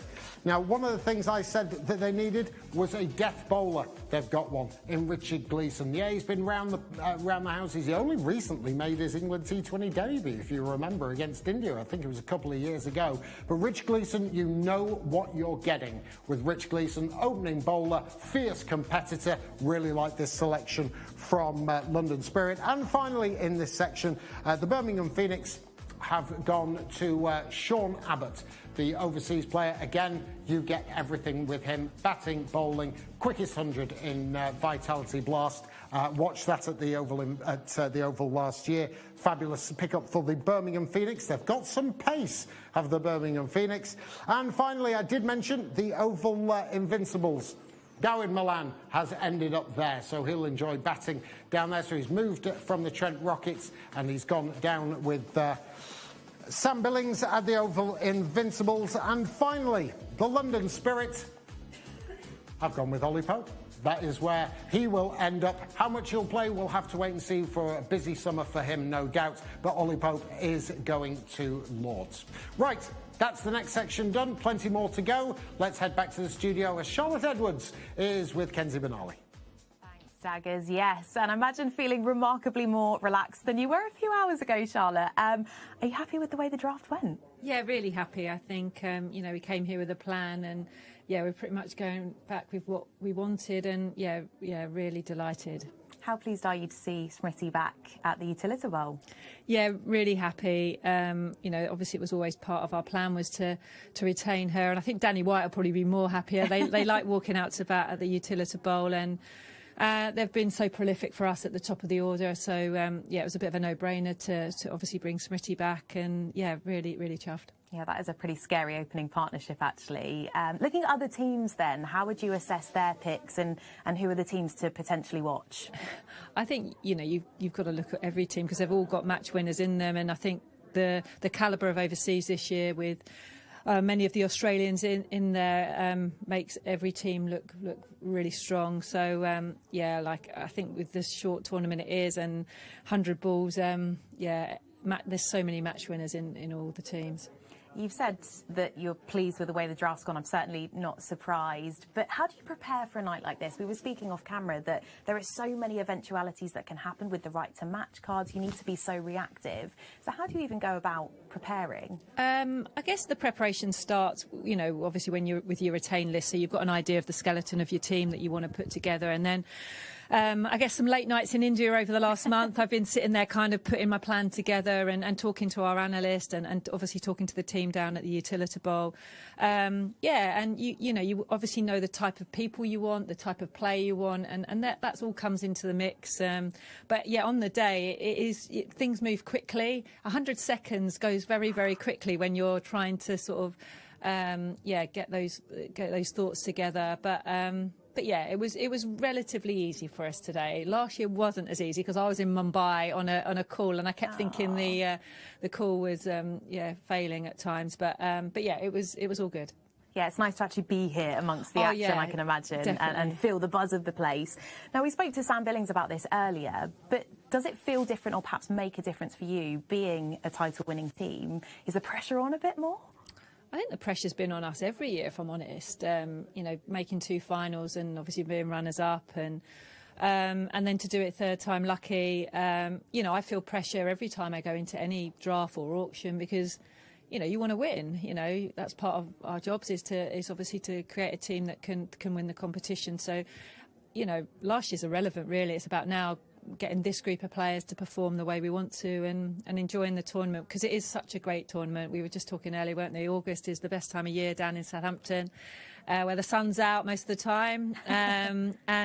It's just done so much for the women's game, the 100, and I can't wait for August. Absolutely. Roll on August. We love it, don't we? Get us back to the Utilita Bowl. All right, we're going to head back to Abby now. Abby, we've got some unbelievable giveaways tonight. Absolutely, Kenzie. An unbelievable giveaway. We are giving away 4 tickets to the 100 finals on Sunday, the 18th of August. And we are loving your selfies so far. There have been some corkers. Let's take a little look at some standout ones. Oh, here we go. Looking great. Repping merch. Looking fabulous. Let's have another one. Oh, an ice cream at the bridge and fireworks coming out. Wow, just fabulous. All right, let's have a look at one more. Oh, there we go, at Trent Bridge, where the crowd apparently is always absolutely incredible. So keep those photos coming in. The hashtag is the 100 draft. The competition is closing at midnight tonight, and then tomorrow we are going to be picking the winner. So this time tomorrow, you might be in a great mood. And keep those questions coming in. I'm going to be in the lounge later on chatting to some of the players. So any burning questions, hurry up, get involved in the comments or on the hashtag on socials, the 100 draft. And back to Daggers for those last picks. Yeah, thanks very much, Abby, and it's fast and furious. The pace of it is absolutely incredible. So let's go through the rest of the selections. This is from £40,000 down to £30,000. Well worth remembering as well, you get 2 wildcard picks after the Vitality Blast, so they can add to the squads after that competition has finished. So let's kick on. The first pick, the Northern Superchargers in this section have gone with the Durham batter, opening batter Graham Clark, and I really like they needed an opening batter. He has got great quality. He scores very, very quickly. Proper player is Graham Clark. Really like that selection for the Northern Superchargers. Onto the Birmingham Phoenix, James Fuller has been selected. Again, a vastly experienced bowler, can bowl good heat as well, get it up to 88, 89 miles an hour, and he bowls a heavy old ball, and I think he'll do nicely at Edgbaston. They've bolstered that seam unit there. He can also give it a whack at the bottom of the order. The Trent Rockets have gone to Calvin Harrison. So he has been selected by the Trent Rockets. Let's fire through some of these. The Welsh Fire, Jake Ball has gone back to the Welsh Fire. You get a very experienced seam bowler with Jake Ball. Onto the Southern Brave, Danny Briggs going back to Hampshire. The left arm spinner, a huge amount of experience, a vast amount of short form cricket wickets, and Danny Briggs is their selection. The Manchester Originals, I think they needed a seam bowler. They've gone for the young, tall, 6'8" left arm bowler from Leicestershire, Josh Hull. Can swing it as well. He can get an amount of bounce with that height as well. On to the Oval Invincibles. They've got back-to-back picks here. They've gone with Donovan Ferreira. Now, not very well known in these parts, but he plays for the Rajasthan Royals in the IPL, 2 T20 internationals, a batter who can bowl a little bit of off-spin as well. And Donovan Ferreira is their selection as an overseas player at £40,000. They then go on to get Tom Lammonby, who again is one of these players that can change a game. He's got all of the flicks and the tricks with the bat. He can bowl seam with the ball, brilliant in the field. So I think that's a great selection for the Oval Invincibles. The Trent Rockets, I wondered when this guy would get picked. He's one of my favourite cricketers. He's got a lot about him. He's feisty, can bowl at the death. He bowls the tough overs, and he can give it a fair whack as well. Jordan Thompson, who was at the Spirit last year, goes to the Trent Rockets. Again, another player who I said, look out for. You're going to get a bargain in Dan Mousley and the Birmingham Phoenix. He stays at Edgbaston, the Warwickshire player, off-spinner, left-handed batter who whacks it. The London Spirit, 2 more picks to go. Michael Pepper, keeper batter from Essex. He is at the London Spirit. And the final selection in the men's draft, the Trent Rockets. They wanted a left-hand opening batter. They have got that in Adam Lythe. So a hugely experienced player for the Trent Rockets. The men's draft is done. I'm going for a sit down. Nasser Hussain is with Kenzie Bilali. Oh, yeah, take a breather, Daggers. So much to get through there. How would you assess the way the men's draft went, Nasser? Yeah, I think, as I said earlier, the value is actually down below because a lot of the sides have kept some of their senior players, haven't changed that much. You know, you look at the Welsh Fire, Shaheen Shah Afridi's gone back there, Jake Ball is back there. So really, they're pretty much the same side. Kola Cadmore has gone there from the Trent Rockets. But David Milan, I think, is a good one, Oval Invincibles, a world-class player, but the value for him, he moved away from the Trent Rockets, but also he'll like the conditions at the Oval Invincibles. Dan Mousley, I think, is an excellent cricketer. He had a good blast. He didn't have such a good 100 last year, but if you talk to the people in the know, he is one with a massive, massive upward curve. And Jordan Thompson and Adam Lythe, these are sort of cricketers. You look at any franchise tournament, 100 tournament, we all focus in on the massive names, but it's those domestic cricketers that put in consistent performances. And if you've watched Jordan Thompson or Adam Lythe over the last 4 or 5, longer with Lythe, you'll know they've put in some serious performances. So the value down the bottom is just as important. Yeah, indeed. Well, let's talk Ollie Pope. He'll be heading to London Spirit. He obviously hasn't had a chance for England's white ball team yet, but we know he has such great ability. Could this be a good shop window for him for his shortest format game? Yeah, I mean, he's been hampered by injury, really, so that's why he hasn't really grown as a white ball cricketer, and also the amount of great white ball cricketers England have. Last season he missed out on the 100, the season before he only played 2 games. Who knows how much he'll play this year, because obviously there's a test series in and around the 100. So that's the problem with England players, is their availability, and if they have been playing, do they need a rest? There's so much cricket, the schedule is such a tight one, but Pope is a fantastic player. We've seen him play a variety of sweeps. He sweeps off the wrong foot sometimes, gets his hands in weird positions. But we saw that in India, the way he swept the ball. So if he did play in the 100 and played a lot of it, he could really grow as a white ball cricketer. And what about Sean Abbott? Of course, he's heading to Birmingham Phoenix. We know that he can give it a whack. Absolutely. They've done well. They've gone with a bit of pace. He can give it a whack. He's got a bit of pace there as well. So bats, bowls, very good in the field. Another good signing. Well, Nasser, always great to have you at company. Thank you so much for your insight. Time to get back to Abby, who's settled in the lounge with some of the players. Yes, I've made myself very comfy, and as you can see, I'm in the presence of greatness right now. 4 of this year's players, and as promised, I'm going to put your questions to them. So let's see what's come in them from you guys. There's been plenty, so we've tried to pick the best ones. If you had to put your house on one player to shine this summer, who is it? I think I should make you all answer this. I'm going to put you all on the spot. Let's start this side. Nicholas Pooran. For me, yeah, world class, and #1 pick for a reason. Yeah, absolutely. Yeah, for me, I'm going to stay at Southern Brave. I'm going to go with Jofra Archer. Obviously hasn't played for the first few years, but touch wood, this is the year he comes and, yeah, lights up the 100 for us. Yeah, that'll be super exciting. How about this side? What are we saying? I'm going to go with Superchargers. Phoebe Litchfield, she was just exceptional for us last year. Her variation of shots is just incredible, and obviously she scored a lot of runs for us last year, so I expect we'll see it again this year. Oh, let's hope so.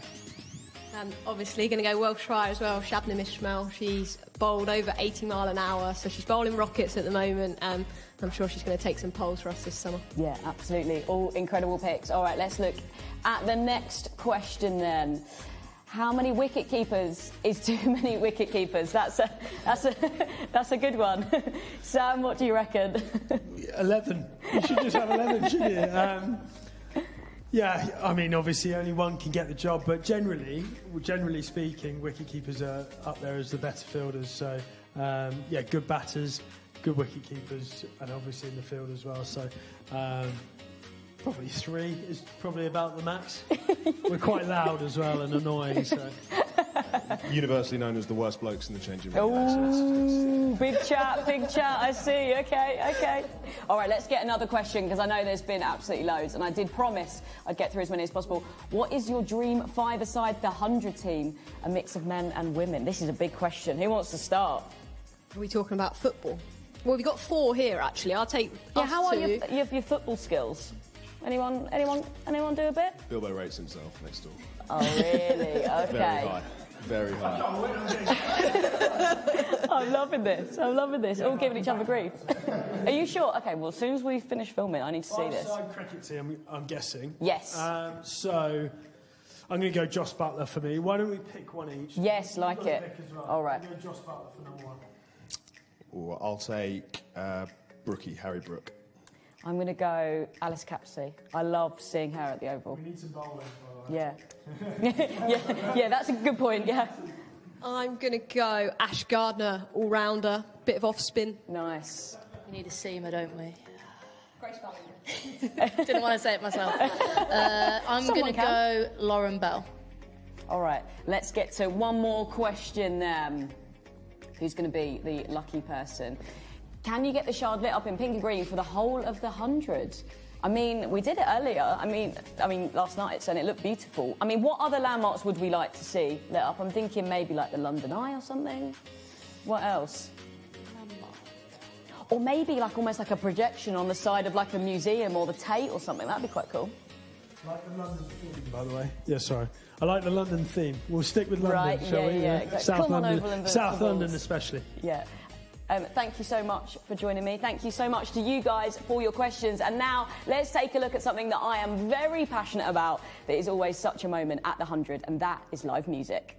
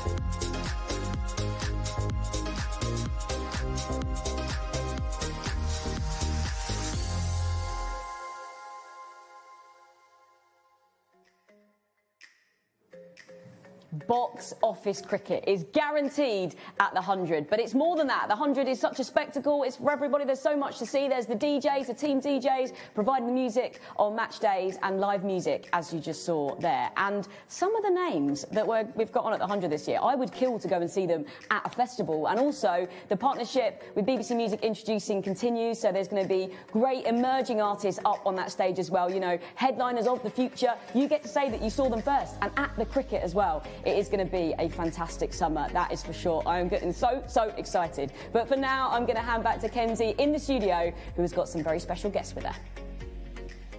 Indeed, I do. Daggers is back with us in our Sage studio, as is Nasser Hussain. We're going to unpick everything that we've just seen happen in the men's draft. There's way too much to get through in a few minutes. But I suppose the big question is, on paper right now, looking at those squads, who's winning, Nasser?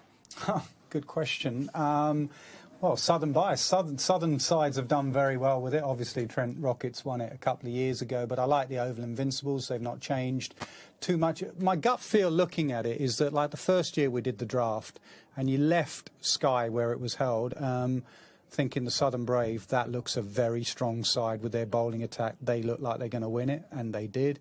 And then last year you left with the feeling Welsh Fire, from where they have been, both men and women actually, the Welsh Fire look like they've seriously improved on the draft. I don't get any gut feeling with that. I just think sides have tinkered a bit and improved a little bit in key areas. The one Birmingham Phoenix, it's not so much what they've added, and they've added pace with the likes of, you know, Sean Abbott and Naseem Shah to go with the pace they've got there already, and Adam Milne. But for them, the key is the players that didn't perform last year. The likes of Liam Livingstone, Moeen Ali, Will Smeed. So if they can get those big guns performing with the additions they've made and make Birmingham and Edgbaston that fortress that it was, Birmingham Phoenix could have a very good 100 this year. Yeah, it's so hard to call at this stage, isn't it, Daggers, when we're just looking at those names on the player grid there. But if you had to call it, who's looking strongest for Well, you? it's interesting. I wrote down a load of team needs and what I thought, and this is not, you know, this is only my opinion of what, and I reckon a lot of those sides have actually picked for needs. You look at some of the players that haven't been selected, and it's easy, I reckon, Nasser, to suggest that you look at the names and start and big bright lights, and you think, well, I've got to get them because they're a great player available. Teams haven't necessarily done that. You look at players who haven't been selected. Daryl Mitchell, I've written down here, Sunil Narine, Tim David wasn't selected, Babar Azam, Mujib, David Warner didn't go. So it's interesting about the selections.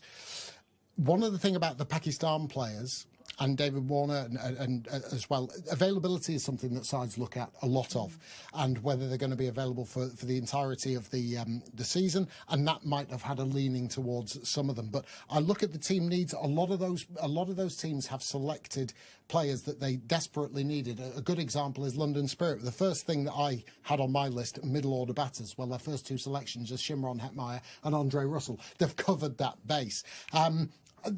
For me, the most intriguing ones were the Manchester Original. They've got a great side. They've got a really good side. When you have Butler and Salt at the top of the order, that you're a good side automatically.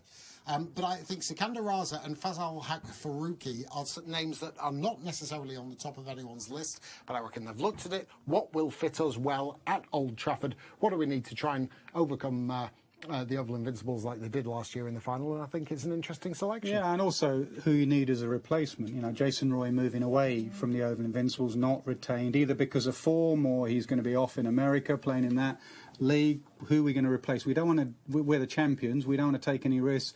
David Milan comes in quite low down that list because they had to wait that long. You would say that's a good replacement. When you walk in that dressing room, or if he opens, they push David Milan out to bat with Will Jacks or whoever he'll open with. That looks a good top order. So it's not just the gaps you need to fill that you haven't had before. There's a player that may have left or is not available. How do we replace that?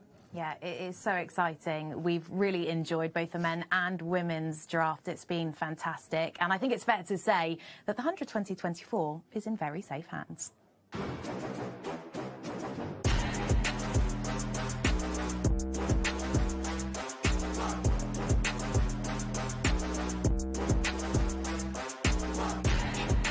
have a look at this. Catches it, releases it, and athleticism, brilliance, a masterclass in boundary fielding.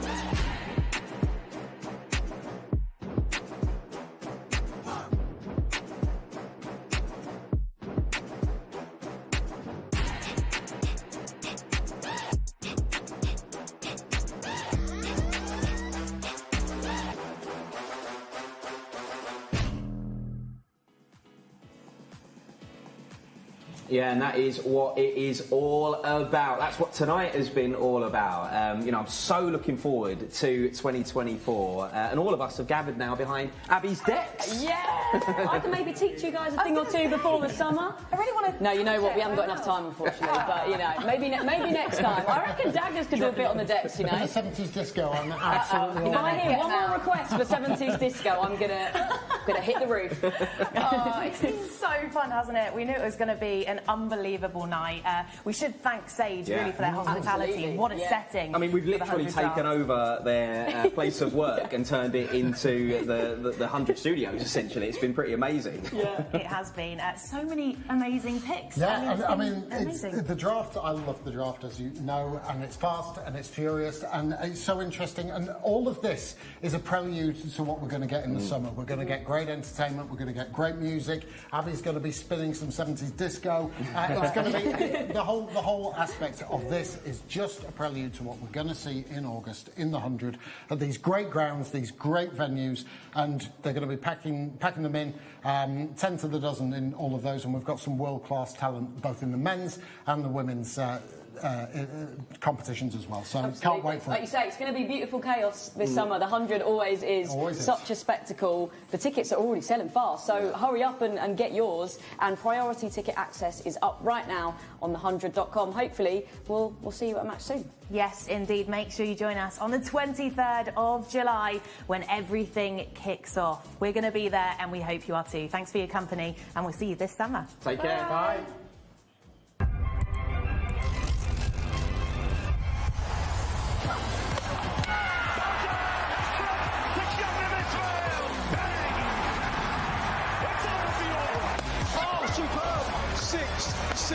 Six. Matt Silverbrand, game, set and match. Leg side, man out there. Oh, brilliant stop. Brilliant stop. That is an excellent catch diving forward.